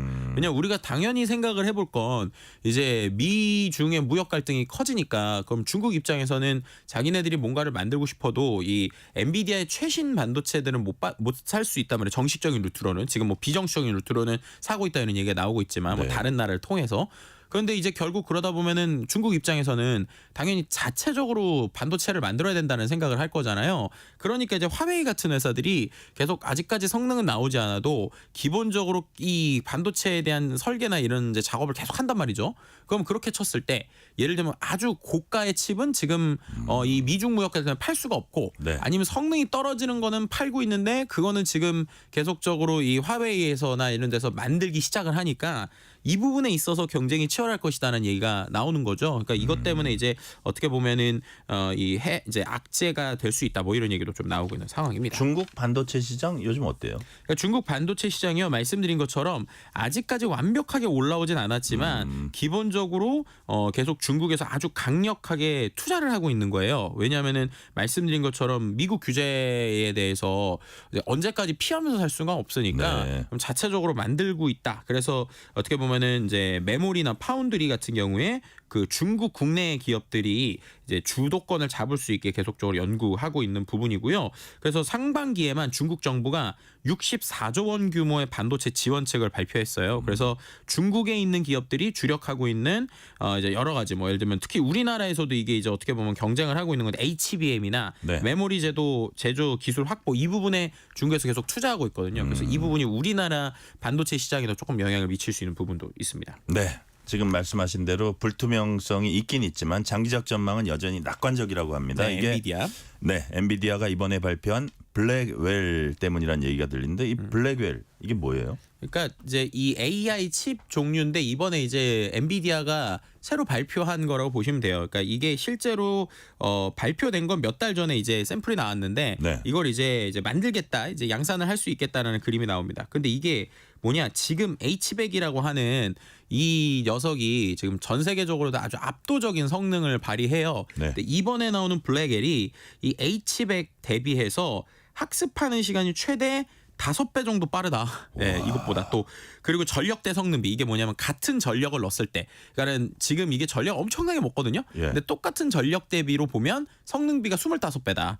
그러니까 같은 전력에서 25배의 능력을 낼 수 있으니까 결국에 이제 이들의 입장에서 지금도 압도하고 있는데 이걸 더 압도해서요. 이른바 이제 엔비디아를 요즘에 뭐라고 표현하냐면 전력으로 뛰는 마라토너 이렇게 표현을 해요. 마라토너인데 전력으로 계속 뛰고 있으니까 사람들이 이게 쫓아가기가 어렵다. 뭐 이런 거로 보시면 될 것 같아요. 그 전력이 네. 일렉트릭입니까 아니면 아, 온 온 힘입니까? 힘을 다해서 온 힘? 예. 네. 항상 온 힘을 다해서 뜁니다. 이게 이게 엔비디아니까 이제 일렉트릭인 줄 알고. 그죠? 예. 이게 어느 수준으로 전력으로 뛰고 있냐면요. 예. 실제로 지금 엔비디아의 직원들이 거의 워라벨이 없어요. 정말로 엄청나게 달리고 있는데 아무도 퇴사를 안 합니다. 퇴사율이 거의 압도적으로 낮거든요. 돈 많이 주나 봐요. 뭐 평균적으로 몇억 몇십억이 그냥 기본이니까 예, 네. 그렇게 되니까 이제 아주 그냥 열심히 일하고 있는 이런 모습이 좀 있고요. 그래서 말씀드린 대로 이게 정말 나오면 지금도 압도적인데 더 압도할 수 있다라는 것들이 이제 사람들에게 정말 양상만 되면은 또 이제 호실적에 대한 좀 기대를 하게 하는 것이죠. 약간 벗어난 얘기긴 하지만 네. 구글이나 뭐 이런 네. IT 기업들 한참 잘 나갈 때 네. 그 회사 안에 그 간식이나 저녁 식사 이런 걸 하도 좋게 해놔가지고 네. 그게 좋아가지고 퇴근을 안 하고 계속 일을 한대. 네. 뭐 그렇게 뭐 이것도 여담이긴 한데 실제로 전 이제 구글 CEO가 최근 에릭 스미트가 무슨 얘기했냐면 네. 미국에 있는 한 대학에서 스타트업들이 요즘에 엄청나게 잘 나가고 구글이 좀 따라잡히는 것 같은데 왜 그렇습니까? 이랬더니 비슷한 얘기를 했는데요. 예. 아니 스타트업들은 하루에 20시간씩 일을 하는데 구글은 요즘에 이제 워라벨 챙기고 그리고 그 안에서 이제 뭐 원격 근무하고 아. 이러고 있는데 어떻게 구글이 그들이 이길까요? 뭐 이런 얘기할 정도로 이제 좀 좋은 건 아닌데 어쨌든 되게 그 사람을 갈아넣고 있는 건 좀 현실인 것 같습니다. 그러니까요. 네. 자, 이렇게 엔비디아가 압도적 위치를 유지하는 이유, 다시 말해서 쟁쟁한 경쟁자들이 아직 미처 엔비디아를 따라오지 못한 이유 네. 뭡니까? 앞서서 말씀드린 대로 이미 압도적 앞서 기술력? 있는데 아니요 예. 이미 앞서 있는데 계속 똑같이 달린다는 거예요. 그러니까는 예를 들면 우리가 어떤 기술을 따라가려면 어떤 1등에 있는 회사가 좀 정체돼 있고 그렇죠. 그 상황에서 2, 3등 회사가 빨리 쫓아오면 이게 어느 정도 차이가 좁혀지잖아요. 그런데 지금 엔비디아는 계속 기하급수적으로 올라가는 속도가 너무 빠르니까 앞에서 계속 주도하는 말이 더 빨리 달리고 있는데 뒤에 말이 아무리 빨리 달려도 이게 쉽지가 않은 거예요. 근데 그 이유가 단순히 엔비디아가 엔비디아만의 기술력으로 이렇게 큰 게 아닙니다. 이게 무슨 말이냐면요. 우리가 보통 엔비디아 하면 이제 말씀드렸던 이제 계산하는 GPU, AI 칩 이것만 생각을 하는데 엔비디아는요. 이 칩만 만드는 기술만 가지고 있는 게 아니에요. 연계되어 있는 기술들이 되게 많은데 그 연계된 기술들을 본인들이 못 만들잖아요. 스타트업들을 계속 인수합니다. 제일 대표적인 게 이제 요즘에는 이 GPU라고 하는 녀석이 여러 대를 이른바 병렬 처리를 하거든요. 네. 이게 무슨 말이냐? 이 GPU 한 대로는 계산이 어려워요. 지금 이제 AI가 어떻게 해야 성능을 높입니까라고 여쭤보시면 그거에 대해서 아주 쉽게 설명드릴 수 있는 건 이 AI는 지금 하는 게 되게 단순해요. 어떤 거라냐? 행렬 계산을 하는 거예요. 수학 행렬을 누가 빨리 푸나라는 걸 계속 하는 거거든요. 네. 그런데 이게 하나의 칩으로 안 되니까 요즘에 이 병렬 처리 기술이 뭐냐면 여러 개의 칩을 붙이는 거예요. 근데 이제 여기서 어떤 문제가 생기느냐? 칩 성능은 계속 올라가는데 예를 들면 칩을 10개를 붙였어요. 그러면 이 첫 번째 칩하고 두 번째 칩을 연결하는 네트워크 장비가 있을 거잖아요. 네네. 근데 이 네트워크 장비의 속도가 안 빠르다. 라고 하면은 아무리 얘네가 빨리빨리 돌려도 이 10개가 쉽게 말하면 고속도로가 막히는 거죠. 그럼 고속도로가 막히니까는 당연히 이게 성능이 안 날 거잖아요. 그래서 이 네트워크만 빠르게 하는 회사들이 있는데 그런 회사를 엔비디아가 막 인수를 하는 거예요. 네. 그렇게 되니까 본인들 기술하고 관련된 산업 생태계에 있는 데들 인수를 하면서 계속 이제 그림을 키우고 있죠. 그게 가능한 이유는 자신들이 압도적인 이제 자본력이 있으니까 그걸 갖고 그냥 웬만한 회사들 다 사모으는 거예요. 네. 그리고 또 뭐가 있냐? 이뿐만 아니라 아까 말씀드린 것처럼 원래 이 회사는 계산하는 칩을 만들던 회사인데 이것을 가지고 이제 그 다음에 어떻게 하느냐? 야, 우리 봤더니 우리 주변에 클라우드, 그러니까 이 칩을 갖고 서비스하는 회사들이 네. 결국 핵심이 우리 칩이네. 그럼 그냥 우리가 클라우드 하면 되겠네? 라고 이제 접근을 하는 거예요. 그러니까 산업이 계속 확대가 되는 거예요. 그러니까 엔비디아가 AI 반도체 산업 전체를 지배하려고 한다 이런 얘기가 그래서 나오는 거군요. 네, 맞습니다. 그래서 이제 전략적으로 파트너십을 맺거나 시장을 확장하거나 그 안에서의 여러 가지 기술적 우위를 압도적으로 보이고 있고요. 이런 것들을 좀 볼 수 있는 게 뭐냐면 엔비디아에서 GTC라는 행사를 1년에 한 번씩 하거든요. GTC. 네, 이제 엔비디아의 저 개발자 행사 같은 건데 그 요즘에 보기 힘든 CEO 분들이 되게 많아요. 왜냐면 네. 각자 일하기 바쁘니까. 근데 이 GTC 하잖아요. 다 와요? 다 옵니다. 올 수밖에 없는 거죠. 왜냐면은 엔비디아의 이제 그 지금 칩을 받기 위해서 서로 줄을 서 있단 말이에요. 이재용 회장도 갑니까? 글쎄요, 이재용 네. 회장님을 직접 부르지는 않는 것 같지만 네네. 우리가 말하는 뭐 오픈 AI, 샘알튼도 시작해가지고 정말 뭐 이제 어떻게 보면 서로 경쟁 관계에 있는 사람들까지 다 오거든요. 네. 근데 그만큼 이제 어떻게 인텔, 보면은 퀄컴 뭐 이런 네, 데. 그렇죠. 예, 이제 예. 그런 회사들이 다 모이니까 그만큼 어떻게 보면 지금 엔비디아가 가지고 있는 좀 압도적인 포지션을 좀 보여주는 것이 아닌가 뭐 이렇게 말씀드릴 수 있을 것 같습니다. 그런데 또 반면에 AI 칩 전쟁에서 엔비디아 독주가 이제 계속 이어지니까 인텔이라든지 구글이라든지 퀄컴이라든지 이제 빅텍 기업들이 나서서 반 엔비디아 전선을 구축했다 이런 얘기가 들립니다. 과연 엔비디아 따라잡을 수 있다고 보세요? 글쎄요. 언젠간 따라잡을 수 있을까라는 생각이 들기도 하고요. 근데 네. 이런 부분은 있죠. 그러니까 지금 엔비디아가 전반적으로 범용, 그러니까 어디서든 쓸 수 있는 거에 집중을 하고 있다. 네. 그럼 이제 그 부분에 있어서 이런 기업들이 완벽하게 못 따라가도 이제 특화된 쪽을 쓰겠죠. 뭐 예를 들면 제일 대표적으로 요즘에 우리나라랑 상관이 있는 건데 인텔이요. 네. 계속 요즘 주가도 떨어지고 그리고 그 안에서 이제 어떻게 보면은 좀 힘겨운 시간을 보내고 있어요. 왜냐하면 본인들이 칩을 만들어도 지금 다 뭐 엔비디아 쓰고 막 그렇게 되니까 힘들잖아요. 근데 얘는 이제 칩 만드는 회사니까 그 칩을 제대로 쓰는 테스트들이 돼야 또 그 안에서 이 결과물을 갖고 더 좋은 칩을 만들 수 있지 않겠습니까? 그러니까 파트너가 필요한데 네. 이 부분에서 요즘에 어디랑 파트너십 하고 있느냐? 우리나라 네이버랑 하고 있어요. 그래서 이제 네이버에서 실제로 처음엔 엔비디아의 칩을 가지고 여러 가지 개발을 했는데 엔비디아가 아까 말씀드린 대로 수요에 비해서 공급이 모자르잖아요. 다른 칩을 사야 되는데 엔비디아 말고 대안을 찾아야 되니까 그래서 최근에 이제 이 네이버가 이 인텔하고 같이 연구를 해요. 네. 그럼 인텔 입장에서 보면 그 정도 큰 네이버가 같이 뭔가를 해주니까 그들도 계속 투자를 할 거잖아요. 그래서 그런 형태의 투자들도 있고요. 구글 같은 경우에는 스타트업들을 많이 투자하고 있기 때문에 스타트업들한테 약간 비강제적으로 본인들이 만든 칩을 갖고 연구하는 뭐 이런 식의 그림들을 그리고 있어요. 그래서 네. 결국에는 좀 따라가는 그림들을 보여주고 있는 것이죠. 자, 근데 오늘 보도가 나온 내용을 보니까 눈에 좀 띄는 게 삼성전자 5세대 고대역폭 메모리 8단 제품이 엔비디아 품질 테스트 마치고 공급을 시작했다. 이게 언론들이 오늘 일제히 보도를 하더라고요. 네. 이건 어떤 의미가 있을까요? 그러니까 이 엔비디아의 이 AI 칩에 중요한 건 메모리거든요. 왜 네네. 메모리냐면 말씀드린 대로 엄청나게 큰 데이터를 빨리 처리를 해야 되는데 그럴 때 쓰는 게 이른바 고대역폭 메모리 HBM이라고 불리는 겁니다. 네. 근데 이 부분에 있어서 거의 하이닉스, 우리나라의 하이닉스가 거의 독점 수준으로 압도적으로 이제 그 엔비디아에 공급을 하고 있었어요. 네네. 그만큼 기술력이 뛰어났기 때문이죠. 삼성도 계속 시도를 했었는데 이게 잘 안 됐어요. 그래서 뭐 그거에 대한 여러 가지 루머가 있었어요. 뭐 기술적으로 안 됐다, 뭐 여러 가지 시도가 안 됐다. 근데 이번에 이제 공급을 시작했다라는 얘기는 그만큼 이제 삼성전자에서도 과거에 비해서 기술이 올라갔고 이 압도적인 이 칩에 있는 독재자라고 볼 수 있는 엔비디아에 네. 이제 그 하이닉스 말고도 삼성도 같이 이제 가세했다? 공급을 시작했다라는 네. 관점이고요. 그럼 이제 중요한 거는 이 둘 다 핵심은 얼마나 로스, 그러니까는 잘못된 불량률을 줄이고 제대로 된 거를 넣을 수 있느냐의 싸움이 이제 된다, 이렇게 말씀드릴 수 있을 것 같습니다. 네. 그렇다면 엔비디아의 칩 성장이 앞으로 한국 반도체 산업에 어떤 영향을 끼칠 것 같다. 이런 부분은 어떻습니까? 그러니까 이게 어떻게 보면은 지금 우리는 이 엔비디아에 좀 붙어 있는 상황인 거예요. 그러니까 네. 엔비디아가 크게 칩을 만들었을 때 핵심이 되는 HBM을 하이닉스 그리고 이제 삼성전자가 만드니까 엔비디아가 크면 당연히 우리도 같이 돈을 벌겠죠. 네. 근데 중요한 거는 그러면 이 위치를 어디까지 차지할 수 있을 것이냐라고 할 때 이제 다른 또 경쟁사들이 있기 때문에 그 안에서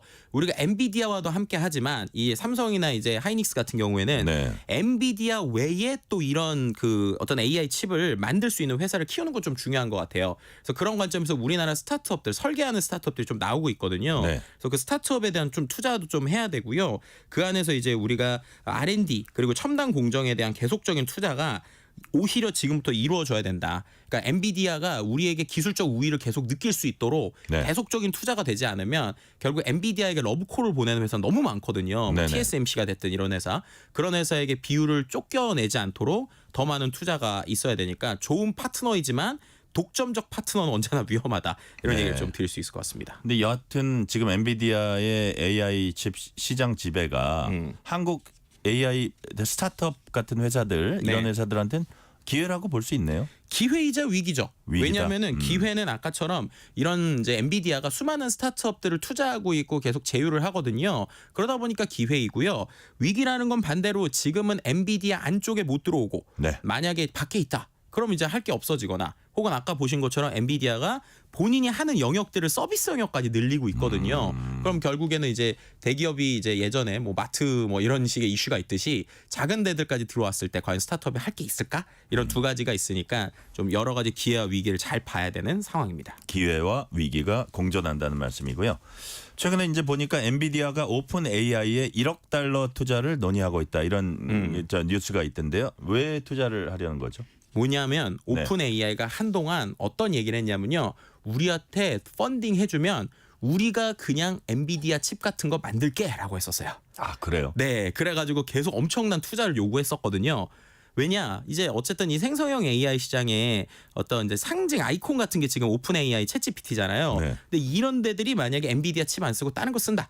라고 하면 엔비디아 입장에서 흔들리겠죠. 그러니까 지금 자연스럽게 엔비디아가 오픈 AI에 투자하면서 야, 우리가 투자해 줄 테니까 딴 생각하지 말고 야, 우리 칩 써라고 하면 서로가 윈윈해서 1등 유지할 수 있잖아요. 그래서 그런 부분에서의 투자가 늘어나고 있고 또 최근에 엔비디아가 그 외에도 뭐 라마나 이런 페이스북 같은 데서 만드는 언어 모델에도 네. 최적화된 툴을 만들어 줄게 이런 얘기를 계속 하는 이유. 결국 자신들의 위치를 더 강화하려는 그림들이 보이는 것이다. 이렇게 말씀드릴 수 있을 그러니까 것 이거는 같습니다. 무슨 AI 칩 시장 판도에 영향을 준다기보다가 자기네 어떤 우월적인 위치를 더 공고히 하기 위해서 그 어떤 변수가 되는 거를 없애버리는 그렇죠. 뭐 그런 거라고 네, 봐야겠네요. 그래서 이제 각자 잘하는 거 열심히 하자 이런 그림이니까 이제 이들의 그러니까요. 좀 방향성도 보는 게 중요한 것 같습니다. 자, 마지막으로 시간 한 1분 정도 남았는데요. 네. 그럼 우리 기업들 앞으로 어떻게 대응해야 할까요? 그러니까 우리 기업들 같은 경우는 일단은 이제 엔비디아와 협력을 하면서도 분명히 독자적으로 할 수 있는 기술들을 좀 개발해야 되는 부분이 있어요. 그래서 그런 부분에 있어서 결국 엔비디아는요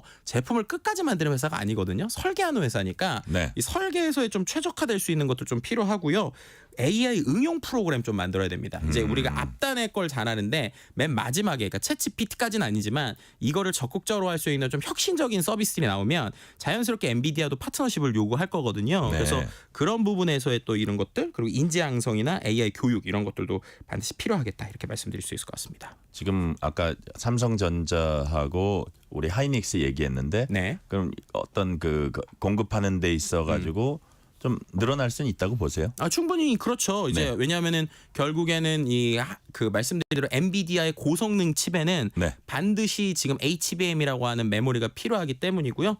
불량률을 낮추고 이게 아직도 아주 세심한 작업이라 불량률이 높거든요. 네네. 그 불량률이 낮춰지고 그 안에서 정말 안정적인 공급을 하면 자연스럽게 엔비디아의 이제 시장이 커지니까 거기에서 더 들어갈 건 많다 이렇게 말씀드릴 수 있을 것 자, 같습니다. 우리의 대기업이나 빅테크 기업이나 아니면 스타트업한테도 기회일 수 있다는 말씀까지 이제 해주셨고요. 오늘 말씀은 여기까지 듣겠습니다. 지금까지 김덕진 IT 커뮤니케이션 연구소장이었습니다. 말씀 감사합니다. 네, 감사합니다. 뉴스레터 K 1부 마치고 2부가 이어집니다.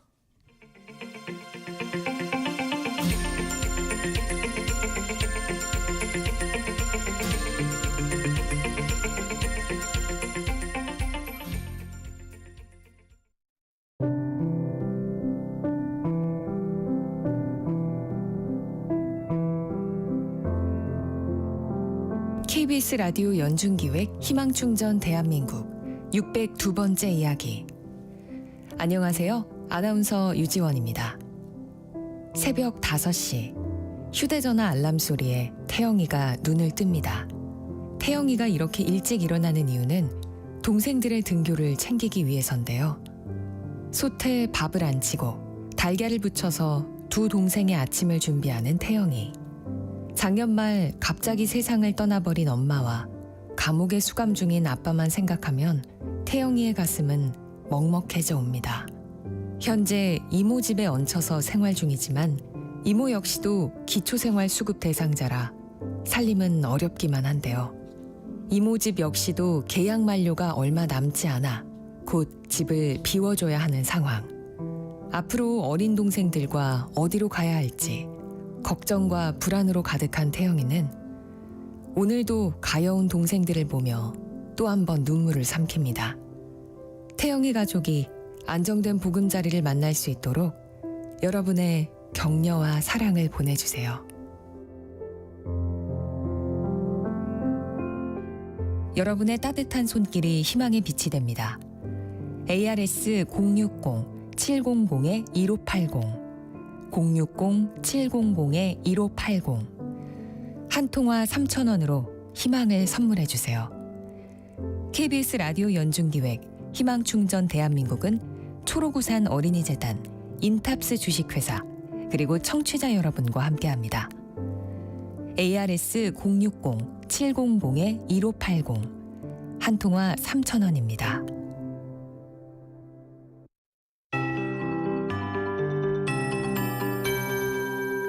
KBS 58분 날씨.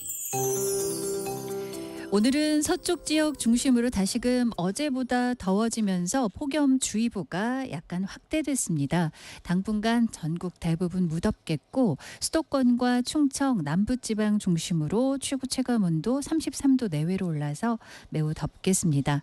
내일과 모레는 물론 전국 대부분 지역에 가끔 비나 소나기 예보가 들어있긴 합니다.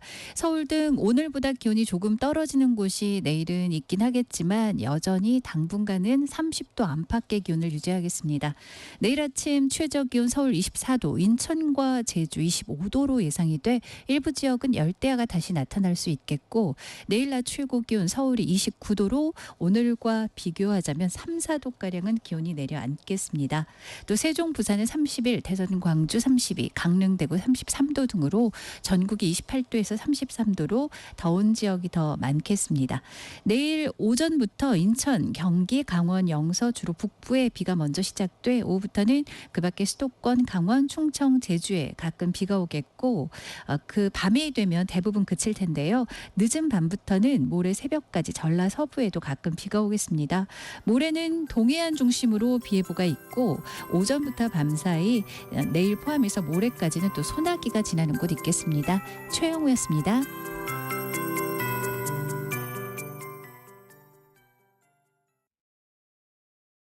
정성을 다하는 국민의 방송 KBS가 6시를 알려드립니다. AM 711kHz, FM 97.3MHz, KBS 1라디오입니다. HLKA.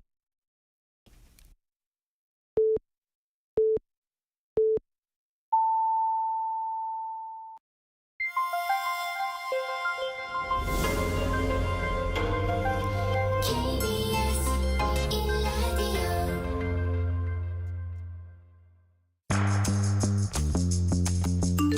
1라디오 여러분은 지금 퇴근길 시사편지 한 장 KBS 1라디오 뉴스레터 K를 듣고 계십니다.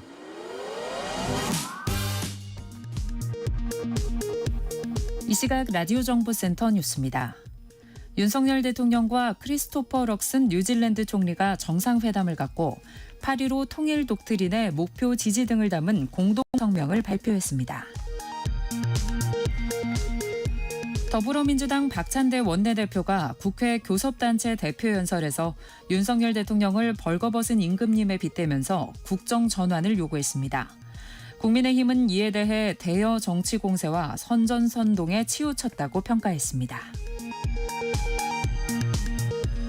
조국 혁신당 대표는 문재인 전 대통령 부녀에 대한 검찰 수사를 두고 추석 명절 밥상에 윤석열, 김건희 대신 다른 이름을 올리기 위한 국면 전환용 기획 수사라고 비판했습니다. 정부가 보험료율을 현행 9%에서 13%로 높이고 명목 소득 대체율은 42%로 상향 조정하는 내용의 연금 개혁안을 발표했습니다. 경기 둔화 우려 속에 미국 뉴욕 증시 3대 지수와 일본 니케이 지수가 연이어 급락한 가운데 우리나라 코스피는 3.15%, 코스닥 지수는 3.76% 하락했습니다. 지금까지 라디오 정보센터 뉴스 편유희였습니다.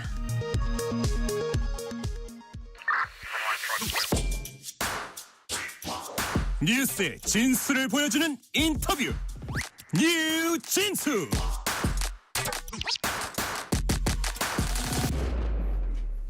여야 정치권은 각각 정당에서 또 국회에서 쟁점 현안을 갖고 맞서기도 하고 대화도 하고 또 결과물을 도출하기도 합니다. 동시에 집권을 위한 중장기적 전략도 짜고 조직도 정비합니다. 이런 일을 하는 정치인을 전략통이라고 부릅니다. 민주당에서 그 역할 맡고 계신 김우영 의원님 나오셨습니다. 김우영 의원님 어서 오세요. 네, 안녕하십니까. 네. 네. 자, 우리 김우영 의원님은 다양한 정치 이력 갖고 계십니다. 초선이지만 청와대 비서관, 서울 은평구청장도 8년이나 하셨고요. 민주당 강원 도당위원장까지 역임을 했습니다. 당정과 자치단체까지 두루 경험하셨는데 전략통이라는 안팎의 평가 동의하십니까? 이제 뭐 국회의원 된 지 몇 달 됐는데요. 뭐 그 뭔 전략통이겠습니까? 아이 뭐 네. 겸손의 말씀이시고요. 그래서 여튼 여러 가지 평가가 그냥 나오는 건 아닐 거예요. 아마. 네, 열심히 하겠습니다. 자, 그렇다면 지금의 국회의원 김우영을 만들게 된 가장 값진 정치적 경험은 이거였던 것 같다. 언제 어디서 얻었습니까? 2010년 제가 구청장, 네. 은평구청장 되어서 마을 속의 행정. 마을 속의 행정. 네. 네.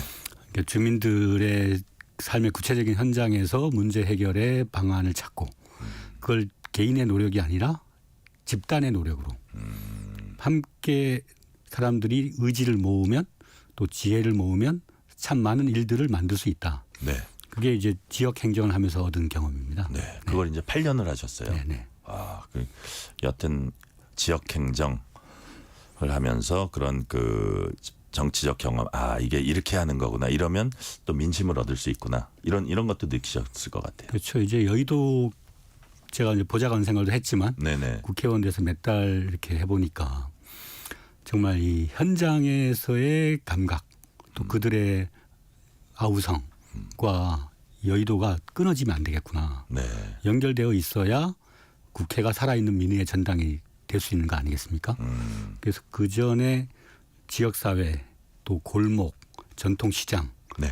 학교, 이제 그 복지관 등이 있는 지역에서의 사람들의 삶의 모습 예나 지금이나 크게 달라진 건 없지만 우리 한국 사회가 좀 더 공동체성을 키우고 네. 서로가 서로에게 의지하고 힘을 줄 수 있는 그런 사회가 되어야 건강한 사회가 될 수 있겠다. 네. 이제 그게 이제 국회로 나아갈 때 마음의 원천을 그렇게 보고 있습니다. 네. 네, 마음의 원천을 거기서 얻으셨군요. 네. 자, 이재명 대표 체제가 새로 구성되면서 김우영 의원님은 당 대표 정무조정실장 맡았습니다. 자, 어떤 일을 할까 이제 생각해보면 대충 감은 오는데 명확히 그려지진 않아요. 그 직책에 대해서. 정무조정실장 어떤 역할을 하는 자리입니까? 뭐 어떻게 보면 정무비서 역할이죠. 정무비서. 그렇기도 하고 저는 이제 당원 주권. 네. 그러니까 그 여의도에서 민주당이 압도적 다수 의석을 21대 때도 가졌었는데 민주당 의원들이 개파주의랄까요? 뭐 기득권에 연연한다고 할까요? 이제 그러면서 다수 당원들하고 괴리되는 일이 발생했었고 네네. 작년에는 뭐 체포동의안 또 대표님 단식 여러 어려운 국면을 거쳤지 않습니까? 네네. 그럴 때 이제 당원들의 주권 의식을 좀 반영하는 정치를 하겠다. 이제 그렇게 생각하고 제가 국회의원이 되었고 국회의원이 되어서도 제일 먼저 신경 쓴 게 당의 의사결정 구조에 당원들의 참가 비율을 높이는 거. 네, 그런 당원 주권과 그 당의 의사결정을 연결하는 역할. 네, 그런 부분에 신경을 많이 썼습니다. 네. 그러니까 말 그대로 해석을 하면 정무조정실장이 당대표 정무조정실장이니까 당대표가 어떤 정무적 판단을 하는데 큰 도움을 주시는 이런 자리인데 그렇죠. 네. 근데 거기에 지금 김우영 의원님 말씀이 어떤 당원들의 권리를 강화하고 당원들의 의사가 오롯이 잘 반영될 수 있는 이런 시스템을 만드는 것도 당 대표 정무조정실장의 중요한 일이다. 네, 제가 다른 때는 주로 의원들 사이의 의사소통, 네네. 대표의 뜻을 전하는 게 이제 정무실장 역할인데, 네네. 거기에 더해서 네, 당 대표께서 당원들의 압도적 지지로 대표가 되시고 또 그 당원들의 집단 지성으로 네. 미래를 개척하자 이렇게 이제 주장을 하셔서 네. 그걸 뒷받침하는 역할을 해왔습니다. 네. 네, 그러니까 그냥 당 대표 의원들과의 관계, 뭐 당협위원장과의 관계 이것뿐만이 아니라 일반 당원들, 뭐 권리 당원들 이런 분들과 소통을 강화하는 그런 역할로서의 당 정무조정실장이다. 무슨 말씀인지 제 이해가 되네요. 근데 이게 정무조정실장 아무나 시키는 거 아닌데 정말 이 대단한 측근을 시키거든요. 핵심적인 인사를 시키는데 그건 동의하세요? 뭐 일부러 먹기가 편한 사람 같습니다. 제가. 예. 아유 무슨 말씀? 되게 일을 잘하시고 그런 부분에 이제 이재명 대표가 본인을 아주 확실하게 잘 보좌할 수 있다고 생각하니까 이제 그렇게 했다고 보고요. 지금 저희는 김우영 민주당 의원과 얘기 나누고 있습니다. 자, 그렇다면 이제 최측근, 복심 뭐 이렇게 많이 사람들이 부르는 것 같습니다. 그렇다면 이재명 대표와 인연, 직접적인 인연 언제 시작됐어요? 민선 5기라고 해서 네. 2010년에 네. 지방자치단체장으로 같이 이제 출발했죠. 아 그렇군요. 네. 그때 그 전에는 뭐 직접적인 연은 없었는데 네, 뭐 국회에서 우연히 지나가다가 만난 정도였고 네. 이제 기초단체장을 같이 하면서 뭐 지역의 여러 가지 그 커뮤니티, 네. 지역의 공동체를 살리는 다양한 활동, 또 뭐 금융복지정책이랄까요 그런 부분도 같이 했었고 또 이제 박근혜 정부 때 복지정책을 놓고 갈등이 좀 있었어요. 성남시장 시절에. 네네. 그럴 때 이제 같이 기초단체장을 하던 동지로서 그 같이 농성에 머리를 모으고 네, 함께 예. 하기도 하고 그래서 지역에서 실험적 혁신을 같이 도모했던 그런 이제 경험의 공동체였다고 보면 돼요. 아, 실험적 혁신 같이 했던 네. 경험의 공동체다. 네. 그럼 그냥 뭐 이렇게 만나면서 식사하고 이 정도가 네. 아니라 그렇지 실질적으로 처음 이제 기초 단체장 하면서 일을 위해서 조금 어떻게 보면 이거를 더 우리가 효율적으로 잘하면서 또 뭐 어떻게 보면 힘도 더 키울 수 있고 이런 것들을 같이 고민했던 사이군요. 그렇습니다. 뭐 인간적인 유대가 아니라 네, 일로 함께한. 네.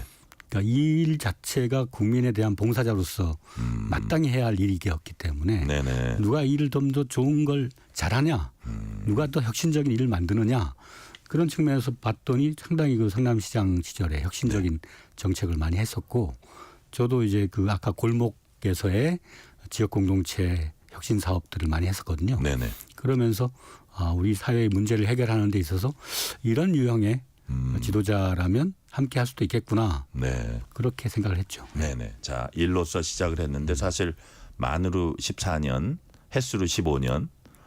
그럼 인간적으로도 가까워지지 않습니까? 특히 이제 대선 실패 이후에 네네. 그 이후에 저도 이제 강원도의 당의 요청 때문에 네네. 강릉시장에 출마해서 떨어지고 네. 또 대표도 이제 떨어지고 난 다음에 와신 상담했잖아요. 네네. 그 과정에서 당내에서도 많은 뭐 격려나 지원보다는 그 검찰의 압수수색이나 그 기소에 대한 이제 그런 부분을 당에서 충분히 지원받지 못했었어요.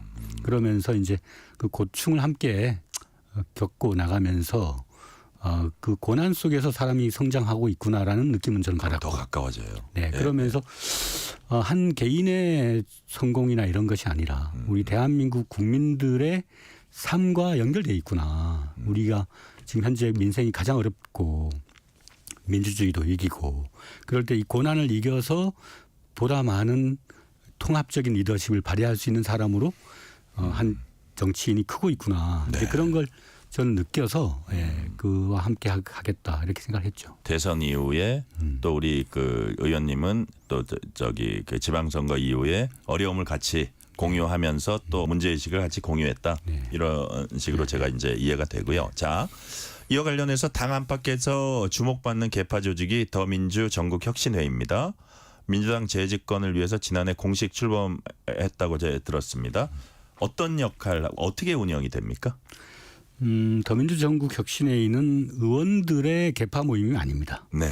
우연히 이제 그 구성원들이 당의 공천에 도전을 해서 많이 국회의원이 됐죠. 됐죠. 예, 예. 한 입성을 많이 하셨죠. 몇 분이나 하셨죠? 31명인가가 됐었습니다. 30명이 됐군요. 네네. 네네. 그러다 보니까 뭐 무슨 당내 최대 조직이다.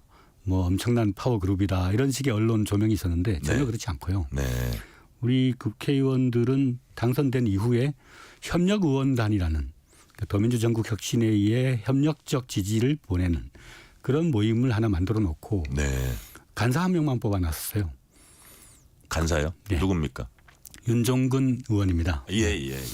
그리고 활동을 안 원내대변인. 했습니다. 예. 예. 오히려 이제 평당원들의 자발적 당원 조직이기 때문에 네네. 현역 의원이 되었다 해서 그 과도한 발언권을 행사해서는 안 되겠다.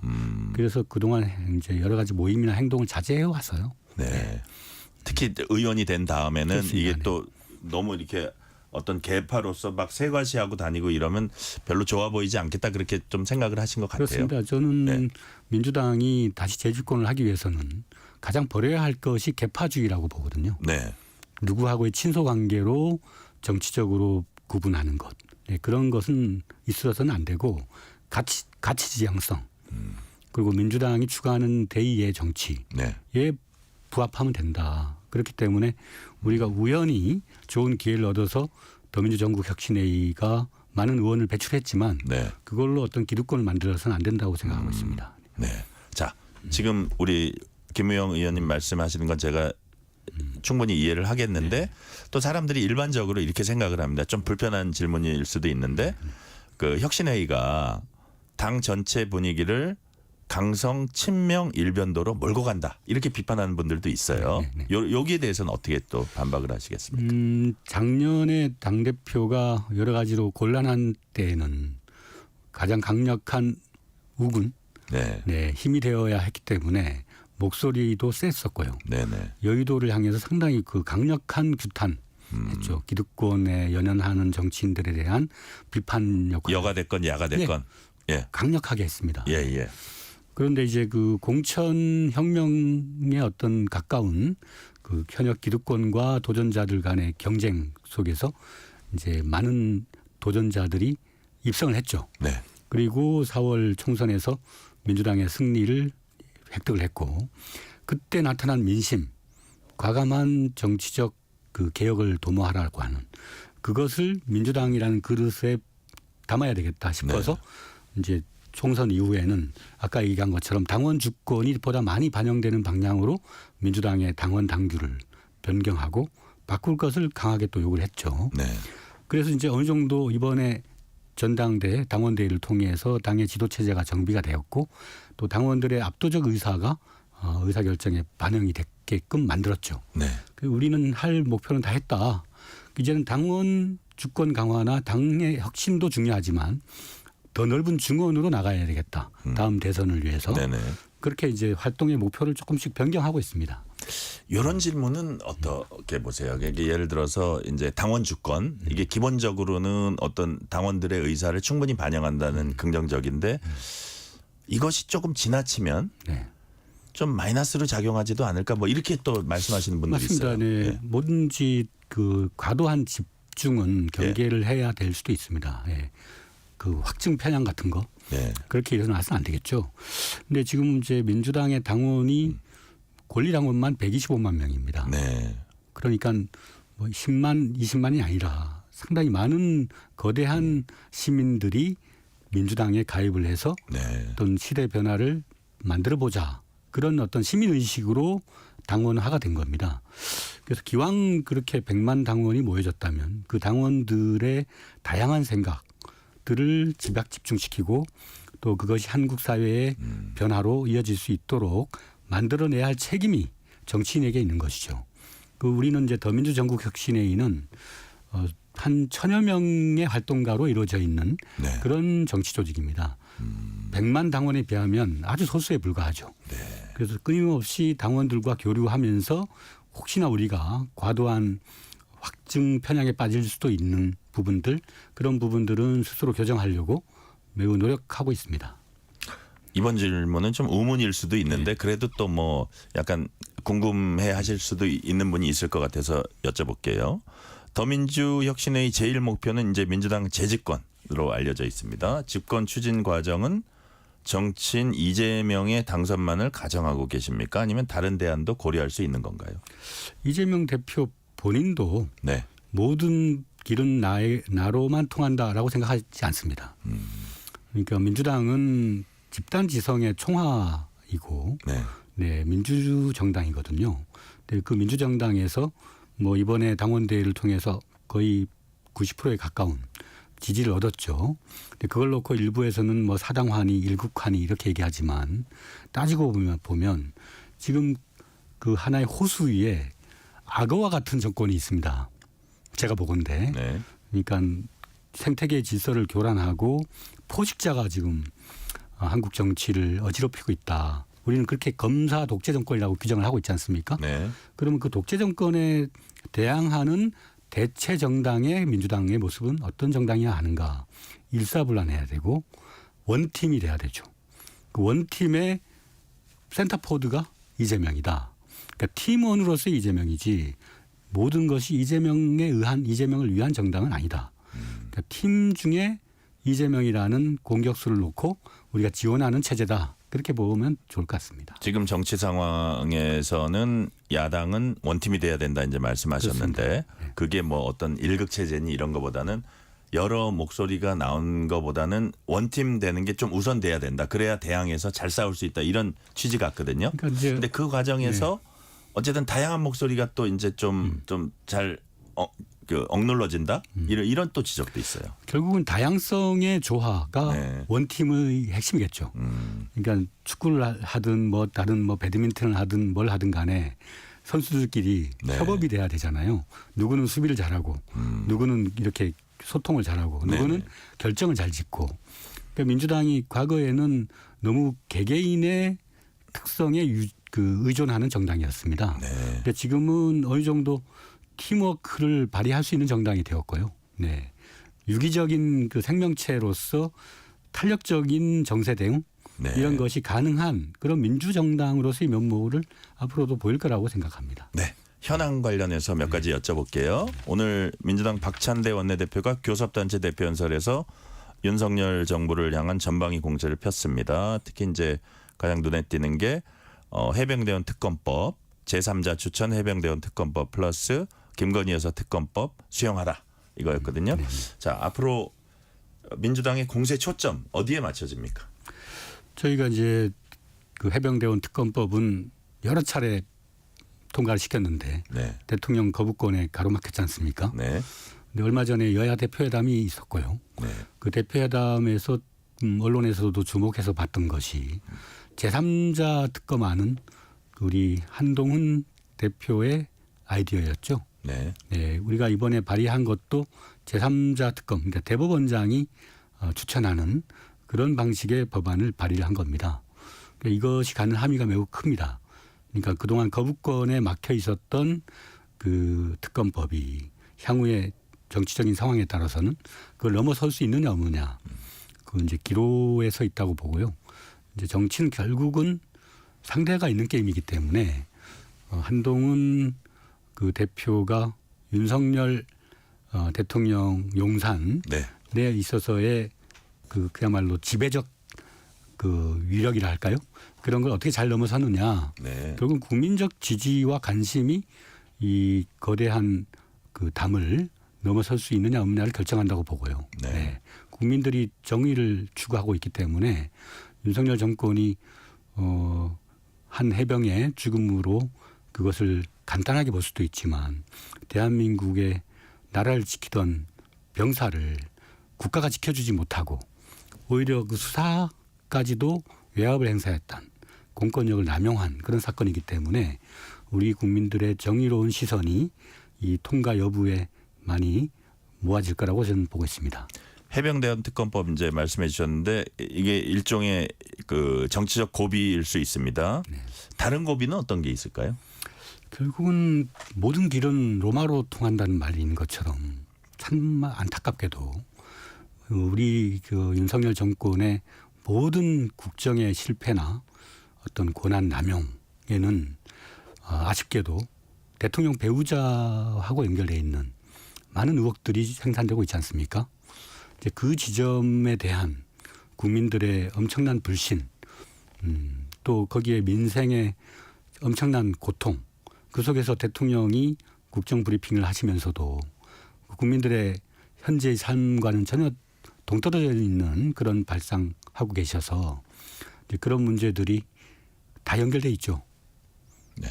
자, 지금 이제 문재인 전 대통령에 대한 수사를 검찰이 하고 있습니다. 피의자로 이제 적시했다고 하고요. 이번 주 이재명 대표는 일요일인가요? 문 전 대통령 예방할 계획이고 지금 민주당의 방점이 무리한 수사 여기에 찍혀 있는 겁니까?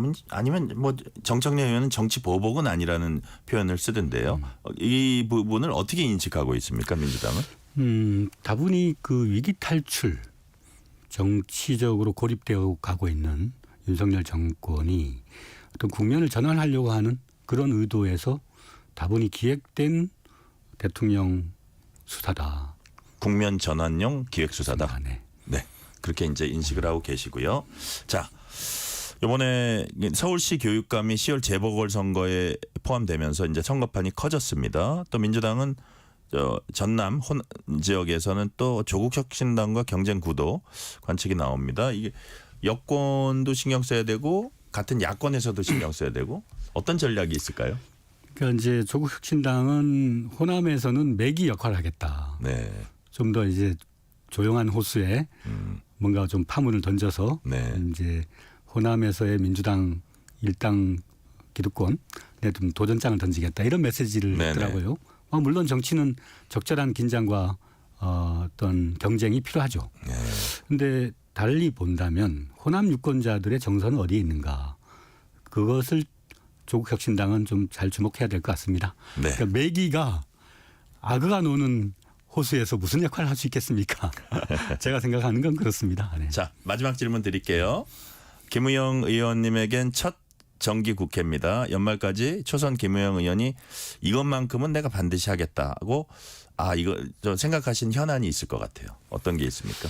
저는 이제 서울의 은평구 지역구를 두고 있는 네. 그런 국회의원이기 때문에 지금 이제 제일 삶의 고통을 겪고 있는 분들이 계십니다.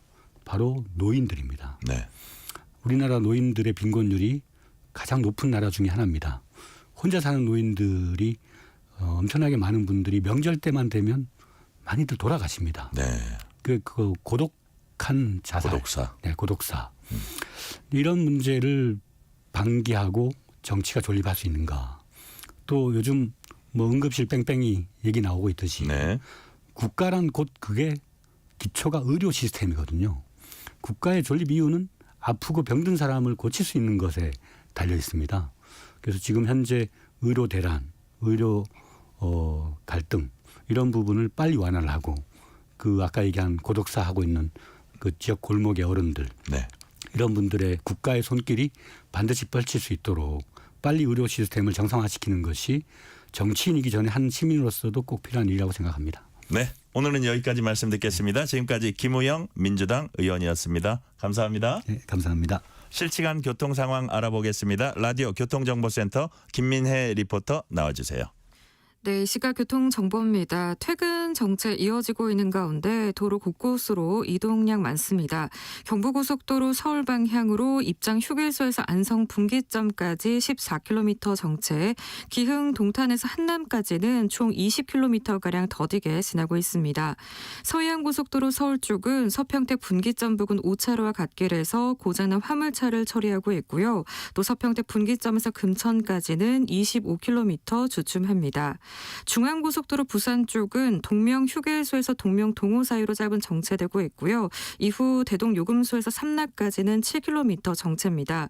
여기에 삼락 부근 2차로에서는 승용차 관련 사고나 처리도 하고 있어서 각별한 주의가 필요하겠습니다. 또 서울시내 간선도로는 강변북로 구리 쪽인데요. 동호대교에서 성수대교 부근에서 사고나 처리 중입니다. KBS 교통정보센터였습니다.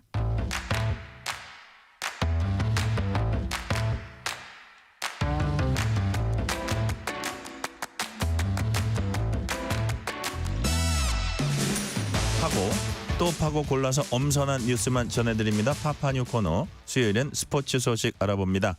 파리 패럴림픽이 8일차에 접어들었습니다. 사계 50m 공기소총 3자세에서 박진호 선수가 금메달을 따내면서 우리 선수 가운데 처음 대회 2관왕에 올랐습니다. 홍명보 감독이 이끄는 축구대표팀이 내일 팔레스타인과 북중미 월드컵 3차 예선 첫 경기 치릅니다. KBS 김한수 기자 나오셨습니다. 스포츠 소식 지금부터 전해주겠습니다. 김 기자 어서 오세요. 네, 안녕하세요. 파리 패럴림픽에서 우리 선수단 첫 2관왕이 나왔습니다. 사격의 박진호 선수.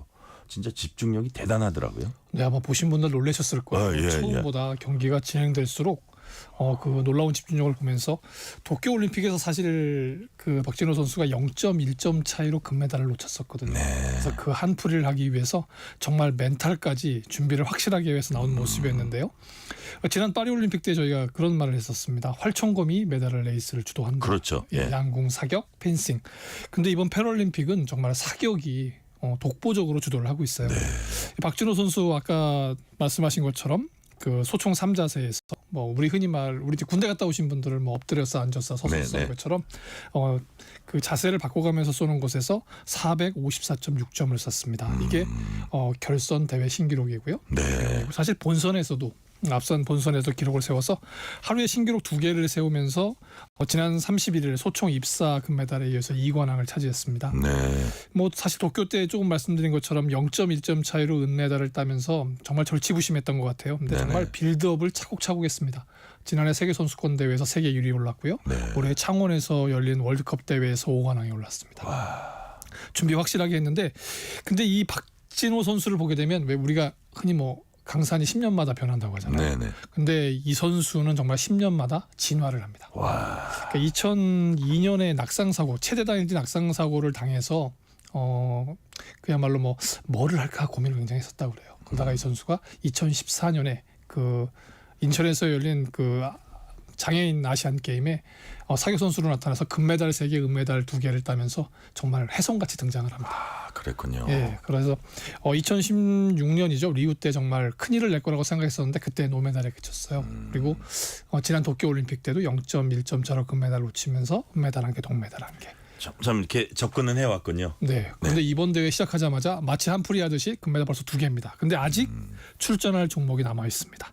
혼성 50m 소총 복사에 출전할 수 있기 때문에 거기서 만약에 금메달을 딴다면 이번 대회 3관왕도 가능합니다. 네. 사격이 이렇게 막 잘 달려간다면 사실 우리 여자 양궁 대표팀 지난 파리올림픽에서 10연패하면서 굉장히 주목받았잖아요. 네. 거기에 견줄 만한 종목이 있습니다. 어디 뭡니까? 패럴림픽에만 있는 종목 보치아입니다. 보치아. 예. 보시면 왜 하얀 목적구를 두고 빨간 공, 파란 공을 서로 굴리면서 가까이 간 선수가 점수를 얻는 컬링과 비슷한 경기인데요. 예. 우리 정호원 선수가 금메달을 따냈습니다. 근데 이 금메달이 개인적으로는 개인 패럴림픽 4번째 금메달이면서 88년 대회 이후 10회 연속 금메달을 완성하는 대기록의 그것을 명맥을 이어가는. 와, 이거 우리 국민들도 잘 모르는 분들이 있을 것 같은데요. 네. 그렇습니다. 네. 근데 보치아 종목은 사실 그 뇌성마비 그런 환자들이 많이 하는데 우리나라가 거의 세계 최강 중에 한 나라입니다. 10연속 금메달. 그래서 88년 대회에 그 윤강로 선수라고 하는 선수가 처음 개인전 금메달을 따기 시작했고요. 네. 이후에 이진우, 김혜룡, 박건우 선수까지 이렇게 이어왔는데 이번에 정호원 선수가 메달을 따면서 보치아가 명실상부한 우리의 여자 양궁 단체전에 견줄 만한 종목이 됐고요. 네. 태권도 종목에서 주정훈 선수 기억하시는 분 많을 겁니다. 네. 투혼의 동메달. 사실 8강전에서 정말 좋은 경기를 펼쳤는데 골반과 왼쪽 무릎 부상을 당했어요. 네. 그래서 금메달을 결정전에 출전할 수 있는 4강전에서 그만 역전패를 당하고 맙니다. 근데 보통 그 정도 되면 웬간한 선수를 포기하거든요. 네. 몸도 생각해야 되고 부상 위험이 있어서 기권하는데 이 선수 동메달 결정전에 나가서 카자흐스탄 선수를 7대1로 물리칩니다. 예. 사연이 있는 게 그리고 나서 그 인터뷰가 정말 가슴 아팠던 게 2살 때 그 할머니 집에 갔다가 예전에 그 소 여물을 이렇게 자르는 작두에 손을 다쳐가지고 손 한쪽을 이제 절단장애를 겪었어요. 네. 근데 그 할머니가 도쿄 올림픽 때까지만 해도 이 선수를 봤답니다. 동메달 따왔을 때. 근데 2번째 메달을 기다리시다가 돌아가셨대요. 그래서 할머니 무덤에 안기는 동메달 그런 것들을 보면서 이렇게 지금 말씀드린 사격, 보치아, 태권도, 배드민턴 이런 메달을 따면서 우리 선수단 지금 금메달 4개, 은메달 7개, 동메달 8개 종합 15위권을 달리고 있는데요. 네. 원래 목표가 금메달 5개를 따내서 종합 15위권을 유지하는 거였습니다. 전체적으로 현재 목표에는 참 잘 진행돼 가고 있고요. 아직 많은 종목이 남아있기 때문에 어떤 선수들이 또 의미 있는 메달을 따낼지 기대가 됩니다. 네. 지금 말씀하신 대로 그 패럴림픽은 메달 못지않게 인간 한계 극복하려는 또 선수들의 도전 그리고 거기에 담겨 있는 스토리 이런데 우리가 더 진한 감동을 받습니다. 특히 트라이애슬론에 도전한 김항태 선수 수영 장면은 정말 많은 걸 느끼게 했어요. 네. 왜냐하면 이 선수가 전 세계에서 유일한 네. 양팔 없는 철인 3종 선수입니다. 네네. 잘 아시겠지만 물 속에서 보통 이제 팔을 이렇게 저으면서 고개를 저으면서 호흡할 수 있는 시간을 벌어야 되잖아요. 네. 그리고 철인 3종 경기 중에 중요한 경기 중에 하나가 20km 도로 사이클을 해야 됩니다. 사이클을 하려면 방향도 잡아야 되고 속도도 조절해야 되는데 이 선수는 2팔이 없어서 의수에 의존해서 경기를 치러야 됐어요. 네. 수영 장면 보시는 것처럼 세느강 그 물살이 급해지면서 호흡이 어려웠는데 그래서 이 선수가 선두와 13분 차 나는 한마디로 맨 최하위로 들어왔습니다.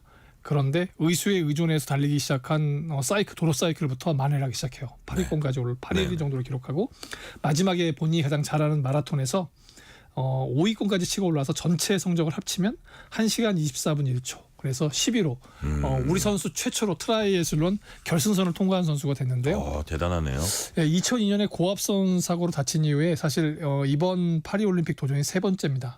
평창 동계올림픽 때는 노르딕에 나가려고 했었는데 네. 그만 십자인대 파열로 부상으로 좌절을 했고요. 그래서 도쿄올림픽에는 태권도 진출을 노렸는데 그 체급이 그 올림픽 종목에 패럴림픽 종목에 채택되지 않았어요. 그래서 없어졌어요. 체급이? 예, 그 체급이 채택이 되지 않아서 경기에 나갈 수 없었습니다. 그런데 본인이 직접 철인 3종에 도전을 해서 출전권을 사상 처음 따냈고 본인이 처음 대회에 출전해서 처음으로 결승선을 통과했어요. 그러면서 이 선수가 전해주는 메시지 정말 감동적입니다. 세상 밖으로 나와라. 모든 분들이. 근데 이번 대회 슬로건을 생각해 보시면 파리올림픽하고 똑같아요. 완전히 개방된 대회. 그래서 그것이 성별이든 장애가 있건 없건 예, 그 개방된 대회에 정말 딱 걸맞는 선수가 드디어 출연을 했습니다. 세상 밖으로 나와라. 네. 와, 가슴이 뭉클한데요. 네. 진짜로. 자, 축구 대표팀이 내일 저녁 팔레스타인 상대로 북중미 월드컵 3차 예선 첫 경기 치릅니다. 브라질 월드컵 이후 10년 만에 대표팀 감독에 선임된 홍명보 감독. 그 당시에 이제 성적이 좋지 않아서 솔직히 지금 많이 긴장하고 있을 것 같아요. 네, 그렇습니다. 본인이 직접 인터뷰에서 첫 훈련 뒤에 두렵기도 하고 설레기도 한다. 그랬군요. 네, 그래서 두렵다는 건 지금 말씀하신 것처럼 10년 전을 돌이켜보면 조별리그에서 1무 2패. 사실 스타 플레이어 선수의 입장에서는 본인이 출전해도 그 정도 성적은 거두지 않았을 거거든요. 그런데 들어왔고 공항에서 아마 생전 처음 그 엿세례를 받아봤을 겁니다. 네. 그런 비판 속에서 결국은 좌절하고 스스로 자진사퇴하는 아픔이 있었기 때문에 그 10년 전과 다르다는 것을 굉장히 강조하고 있는데요. 설렌다. 예, 그러면서 본인이 그런 얘기를 합니다.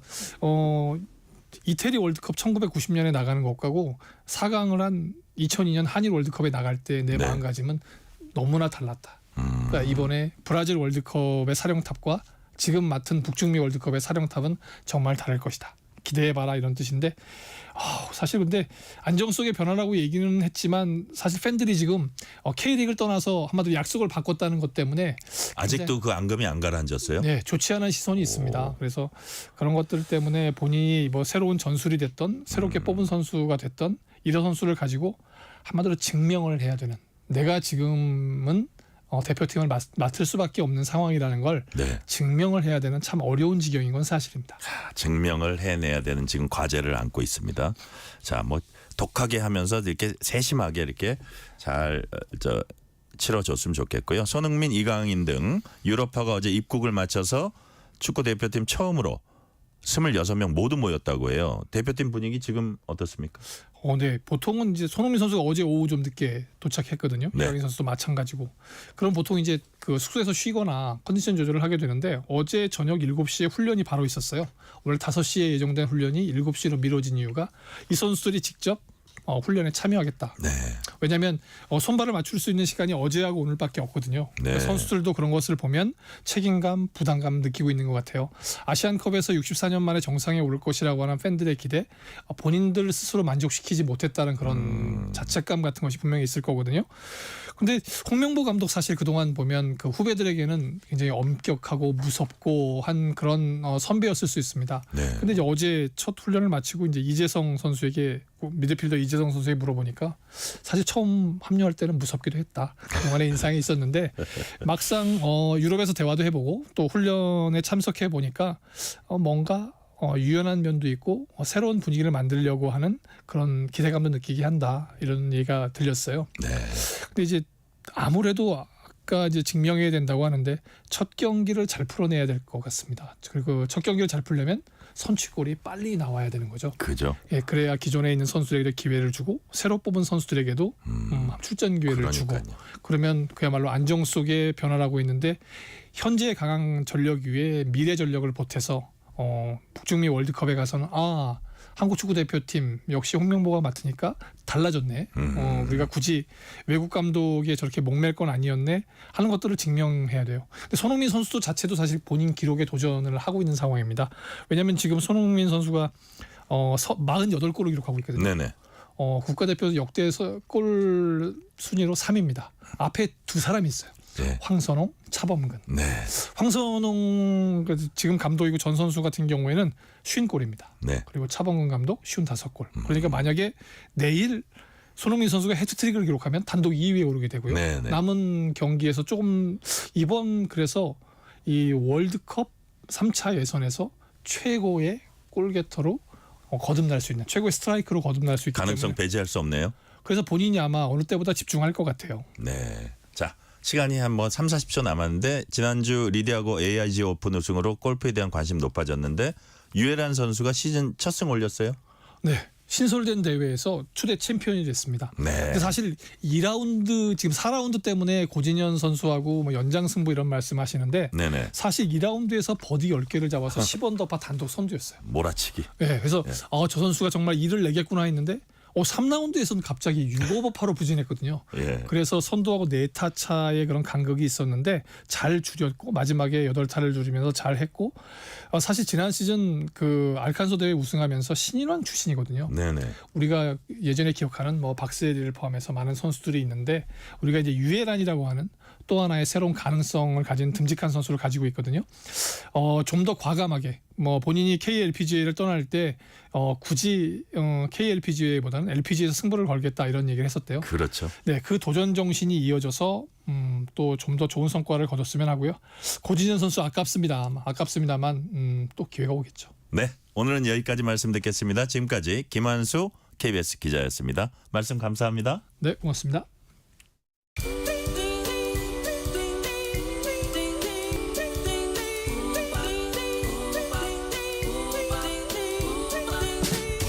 오늘 하루 뉴스를 정리해주는 다정한 편지 한 통.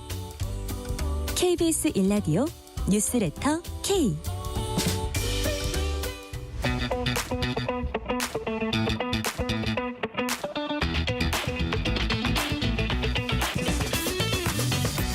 알면 독이 아니라 득이 되는 법 이야기, 법이 된 성배. 법 지식 잔에 꽉꽉 채워서 쉽게 풀어주는 시간입니다. 오늘은 손정혜 변호사와 함께합니다. 손정혜 변호사님 어서 오세요. 안녕하세요. 손정혜입니다. 자, 상습 마약 투약 혐의로 기소된 배우 유아인 씨가 어제 1심에서 징역 1년 실형 선고받고 법정 구속됐습니다. 먼저 어떤 혐의가 인정이 됐습니까? 네, 배우 유아인 씨는 마약류관리법 위반으로 이제 기소가 됐었고요. 프로포폴 등을 이제 상습적으로 투약했다라는 주된 혐의를 받고 있었습니다.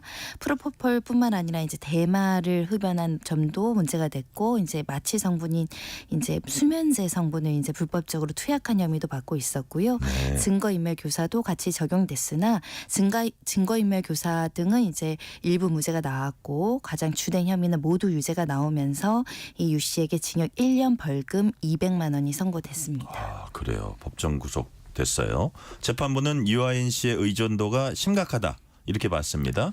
의존도 심각 이런 것도 양형에 영향을 미칩니까? 그러니까 의존도가 심각하다는 거는 곧 재범 위험성이 높다는 거죠. 의존성이 있으면 선처를 해주더라도 다시 재범할 가능성이 높다라는 논리적 기결이기 때문에 네. 실제 재범 위험성이 높다 이런 평가도 하셨습니다. 예. 그만큼 마약에 대한 경각심이 부족했다라는 점은 양형에는 굉장히 불리한 요소로 작용했을 것이고요.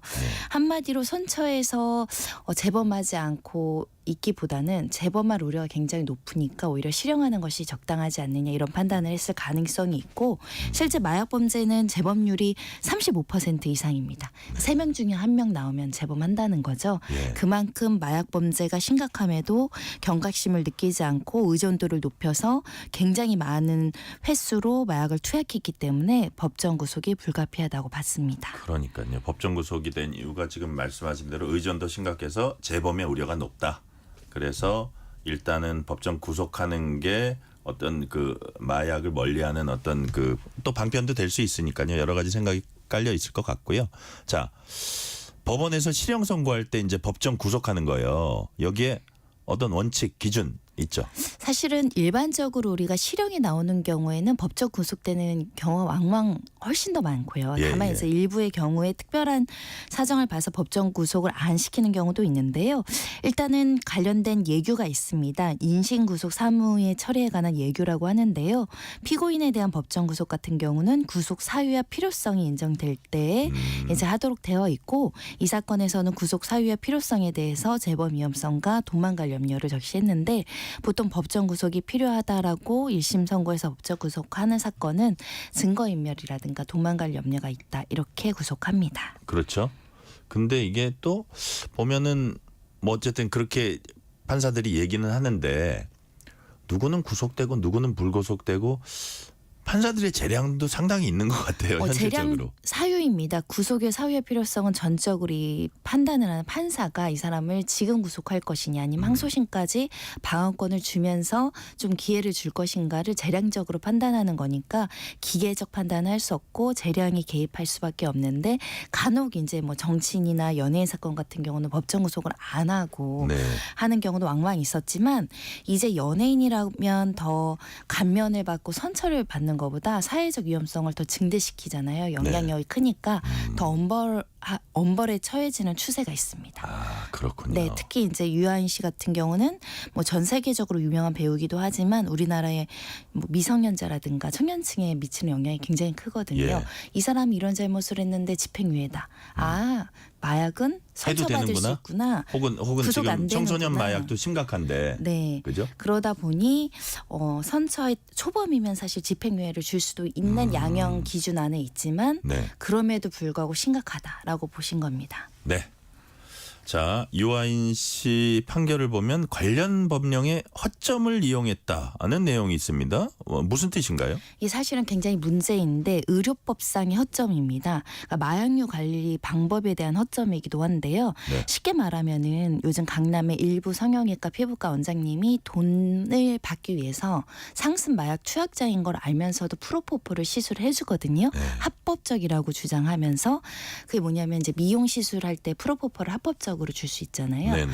그럼 이 사람의 목적은 미용 시술을 받으려고 온 게 아니라 약물에 취해서 약물을 해달라고 오는데 뻔히 알면서. 예, 이걸 합법을 가장해서 이렇게 수면 마취제를 투약할 수 있다는 점을 이용했다라는 거고 또 일부는 이런 마약류 대장이나 이런 것들을 좀 부실하게 관리하니까 남용시키는 것을 유한 씨가 알고 이걸 이용한 거 아니냐. 실제 유한 씨가 법정에서 일부 무죄 주장을 하면서 네. 이거는 미용 시술을 받은 것이기 때문에 합법적으로 우리가 한 것이다라는 주장도 했었습니다. 네. 유아인 씨 아무래도 항소할 가능성이 높죠? 항소하지 않을 수가 없겠죠. 네네. 구속된 상태로 1년을 지내기는 굉장히 어려운 일이기 때문에 네. 빨리 항소심 판단을 받아서 집행유예를 받는 방법 또 항소심 중에 이제 보석 청구하는 방안 이런 여러 가지 이제 전략을 세우고 있기 때문에 이제 항소할 것은 명약 관하하고 항소심에서 선처받을지를 좀 지켜봐야 되는 사안이죠. 네. 유아인 씨는 최근 유사 강간 혐의로도 경찰 조사 받았습니다. 이번 판결이 마약 사건 조사나 판단에도 영향이 있을까요? 일단 별개의 사건이니까 영향을 미치지 않는 게 원칙적인 모습인데요. 네. 이렇게 이제 동성 간의 성폭력 문제가 발생했을 때 어떤 그 심리적인 어떤 정신적인 상태에서 했느냐 굉장히 중요한데 혹여라도 추가적인 여제의 마약 범죄가 있지 않느냐 이런 것들이 이제 유아인 씨에게는 좀 불리하게 작용될 가능성이 있고요. 네. 일단 피해자가 고소한 사건이고 피해자가 존재하는 사건이니까 실제 동의하지 않았는데 동성에게 이런 성폭력을 자행했는지 좀 판단 수사를 지켜봐야 될 것 수사 같습니다. 보고 또 법원 판단을 봐야겠네요. 자, 다음 소식은 문재인 전 대통령 수사 관련 내용입니다. 검찰이 문재인 전 대통령을 뇌물죄 피의자로 적시하면서 파장이 커지고 있습니다. 야권의 반발도 커지고 있고요. 자, 그런데 검찰이 적시한 주요 혐의 어떤 건지 좀 설명을 해주세요. 네, 한마디로 말씀드리면 그 문재인 전 대통령의 딸 문다혜 씨의 전 남편 서 네. 씨라고 하겠습니다. 전 네. 사위인데요. 사위를 태국 항공사에 부정하게 채용을 하면서 급여를 주고 체류비를 지원한 것이 이제 뇌물이다 이렇게 보고는 것이고 뇌물 사건에서 보통 대가 관계, 직무 관련성이 인정이 돼야 되잖아요. 그 직무 관련성은 그 이상직 전 의원이 중소벤처기업진흥공단 줄여서 중진공이라고 하거든요. 이런 이사장 자리를 채용해주는 대가로 전 사위를 불법 취업시켜서 이 급여를 가장해서 뇌물을 준 게 아니냐 이렇게 이제 검찰은 보고 있는 것이고 네. 이제 압수수색 과정에서 압수수색 영장에는 영장 범죄 사실을 기재를 해야 되거든요. 네네. 그래야 영장이 발부가 되니까 여기에 이제 그 뇌물죄의 공범으로 문재인 전 대통령을 피의자로 적시했다라고 이제 하면서 언론 네. 보도를 통해 알려진 사안입니다. 자, 급여는 전 사위가 받았어요. 근데 검찰은 구체적으로 어떤 부분이 그 문 전 대통령 뇌물이라고 본 건가요? 그러니까 일단은 이런 겁니다. 만약에 중진공 이사장으로 선임하는데 어떤 외압이나 부정한 청탁이 개입했다라고 한다면 이건 네. 직무 대가성이 인정이 된다는 것이고 그럼 그 대가로 뭘 받았느냐 보면 전 사위가 원래는 항공사 관련 전력이 없음에도 불구하고 이상직 전 의원이 실질적으로 영향력을 행사할 수 있다라는 타이 이스타젯에 이제 임원으로 이제 채용을 하면서 네. 임원으로 채용하면 아무튼 급여를 높게 받고 체류비를 지원을 받겠죠. 이 급여와 체류비 한 2억 몇천 상당을 사실상 문재인 전 대통령에게 이득을 기속하는 방식이지만 전 사위, 그러니까 딸 부부한테 주는 형식으로 뇌물을 제공했다라는 것이고요. 네. 우리가 소위 말하는 제3자 뇌물과 뇌물죄가 있는데 이 뇌물은 어찌됐든 신분범, 공무원만 저지를 수 있는 범죄죠. 그러니까 사위가 받았지만 이익이 기속된다라고 보고 뇌물죄로 적용하겠다라는 것입니다. 근데 이제 그동안은 그 전에 사위가 그 항공사에 취직하기 전에는 생활비를 대줬는데 그때부터 생활비를 안 대준 것도 어떤 그런 뇌물의 한 근거로 측면 지원하는 어떤 팩트인 것 같아요. 일단 검찰의 시각은 이렇습니다. 일단 원래는 출가해서 독립생계를 꾸리는 딸 네. 같은 경우는 경제적 공동체로 보기가 어렵거든요. 국회의원들 재산 신고할 때도 독립된 자녀는 하지 않는 거랑 비슷한 네네. 논리인데요.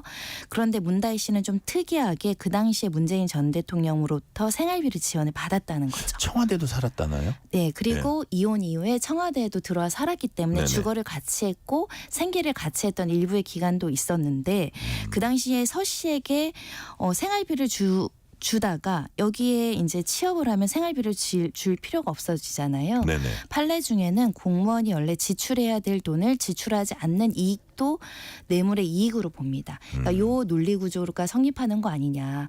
그러니까 직접 문재인 대통령이 이득을 받은 건 없지만 이 서 씨에게 급여를 줬기 때문에 문재인 전 대통령이 딸한테 줘야 될 생활비를 안 준 이익이 있다라고 여기고 이 부분과 관련해서 대가 관계가 있느냐, 부정한 청탁이 있었느냐, 또는 부정 특혜 채용으로 볼 수 있는지를 두고 수사가 진행 중인 사안입니다. 지금 이제 손 변호사님께서 경제 공동체 얘기하셨는데 오늘 이제 문다혜 씨가 검찰 수사 불만 드러내면서 우리는 경제 공동체 아니고 운명 공동체다 이런 이제 글을 남기고요.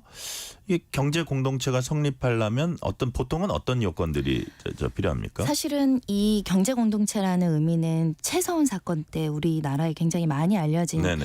그 내용인데요. 법률적으로는 실질적으로 공무원에게 이익이 기속되느냐가 중요한 겁니다. 그러니까 같이 살면 배우자는 당연히 경제 공동체가 되고 가족도 당연히 경제 공동체가 되지만 이제 독립 생계를 하는 경우에는 분리돼서 이제 별개의 별산으로 살기 때문에 네네. 그때는 이제 경제 공동체로 보지 않지만 실질적으로 주거를 같이 하고 생활을 같이 해서 지원을 받는 경우는 또 경제 공동체도 성립할 수 있습니다. 그래서 이 사건은 현재 이 모녀 그러니까 부여가 경제 공동체다 아니다를 딱 달라서 얘기는 할 수 없고 구체적인 사실관계를 좀 따져봐야 되는데 쉽게 말씀드리면 비슷한 사안 같지만 각상도 전 의원이 아들로 50억을 퇴직금을 네네. 받았다는 사건. 이른바 50억 클럽. 네, 근데 경제 공동체가 아니라고 무죄를 받았거든요. 네. 왜냐하면 출가한 아들 결혼해서 독립생계를 했다는 이유로 무죄를 받았지만 김성태 KT 딸 특혜 뇌물 사건에서는 이 딸과 김성태 의원과의 경제적 공동체가 인정이 돼서 딸을 불법 취업시켜준 것은 뇌물이다 이렇게 봤습니다.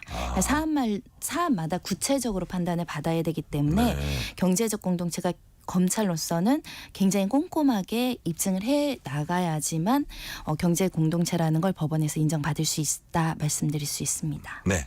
그런데 검찰은 문 전 대통령에 대해서 직접 뇌물죄 적용도 일부 검토한다 이런 소식이 있더라고요. 이건 제3자 뇌물하고는 다른 거죠. 그러니까 제3자한테 뇌물을 주려면 네. 우리 법에서는 요건을 하나 더 입증을 해야 됩니다. 부정한 청탁이라는 겁니다. 쉽게 말해서 이상직 전 의원을 중진군 이사장에 채용해 주세요. 라는 어떤 부정한 어떤 개입이 있었는지를 네네. 구체적으로 입증을 해야 되는데 이거는 서 씨가 뭐 예를 들면 우리 이런 채용 청탁을 받아서 나도 이렇게 취업됐어요를 진술하거나 아니면 그 당시에 청와대 관계자들이 그때 청탁받아서 중진공 이사장에 채용해줬죠 이런 진술이 나오기는 상당히 어렵잖아요. 네네. 그러니까 이런 제3자 뇌물죄 같은 경우는 이런 구체적인 부정한 청탁을 입증해야 되기 때문에 훨씬 더 검찰이 기소하기는 까다롭죠. 그러다 보니 이 딸과 딸과 부모를 경제적 공동체로 한 덩어리로 묶어서 뇌물죄로 입증하면 네. 직무 관련성을 입증하면 족하거든요. 그러다 보니 이 단순 뇌물로도 지금 수사를 진행하겠다는 겁니다. 네.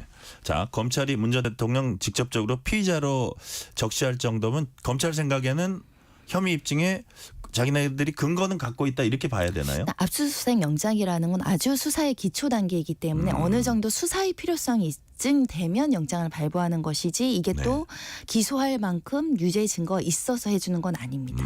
그러니까 아직은 검찰에서는 이 사건을 수사할 필요성과 네. 우리가 수사의 의지가 있다라는 측면에서 보여준 것이고 수사 과정에서 이미 임종석 비서실장과 조국 전 장관 조사를 받고 있죠. 네. 구체적인 어떤 사실관계가 드러나고 그러니까 많은 걸 입증해야 되는데 중진공 이사장을 이상직 전 의원을 선임한 거가 부정하다는 것도 입증을 해야 됩니다. 인사권에 남용이 있거나 네. 부정한 행위였다는 것도 입증을 해야 되고 태국 항공사에 이 서 씨를 채용한 것도 누가 봐도 객관적으로 좀 부정하다. 이런 여러 가지를 좀 입증을 해 나가야 되니까 네. 지금 이걸 기소하기까지는 굉장히 많은 허들이 남아있는 상황이고 수사 자료를 수집하고 있는 상황입니다. 피의자로 적시했지만 기소를 하려면 여러 가지 단계가 필요하고 넘어야 될 그 산들이 있다 이런 말씀을 해주셨고요. 마지막으로 질문 하나 드릴게요. 추석 이후에 딸 문다혜 씨의 소환이 이루어질 거다 이런 전망도 지금 나오고 있거든요. 자, 우리 손정혜 변호사님 모시기에 문재인 전 대통령 소환 여부 어떻게 될 거라고 전망을 하세요? 이게 전망하기가 참 민감한 문제이긴 합니다. 만약에 구체적인 어떤 유죄를 확증할 만한 뇌물의 공범으로 볼 만한 구체적인 정황이 나오면 전 대통령이라고 하더라도 소환해서 정확하게 사실관계를 하는 것이 필요해 보이는데 네. 추상적인 단계에 이르면 정치권에서의 논란이 굉장히 민감해질 수 있기 때문에 좀 신중해질 필요가 있어서 앞으로 수사 경위 살펴봐야 될 것 같습니다. 네, 오늘은 여기까지 말씀 듣겠습니다. 지금까지 손정혜 변호사였습니다. 말씀 감사합니다. 감사합니다. 오늘 뉴스레터 K는 여기까지입니다. 수능 전 마지막 점검. 오늘 9월 모의평가가 있었습니다. 오늘 끝곡은 고생한 수험생들을 위한 응원의 노래 SES의 달리기 함께 들으면서 마무리하겠습니다. 커피 쿠폰 받으실 분들은 뉴스레터 K 홈페이지 확인해 주시고요. 오늘도 함께해 주신 청취자 여러분 진심으로 감사드립니다. 지금까지 뉴스레터 K 전종철입니다.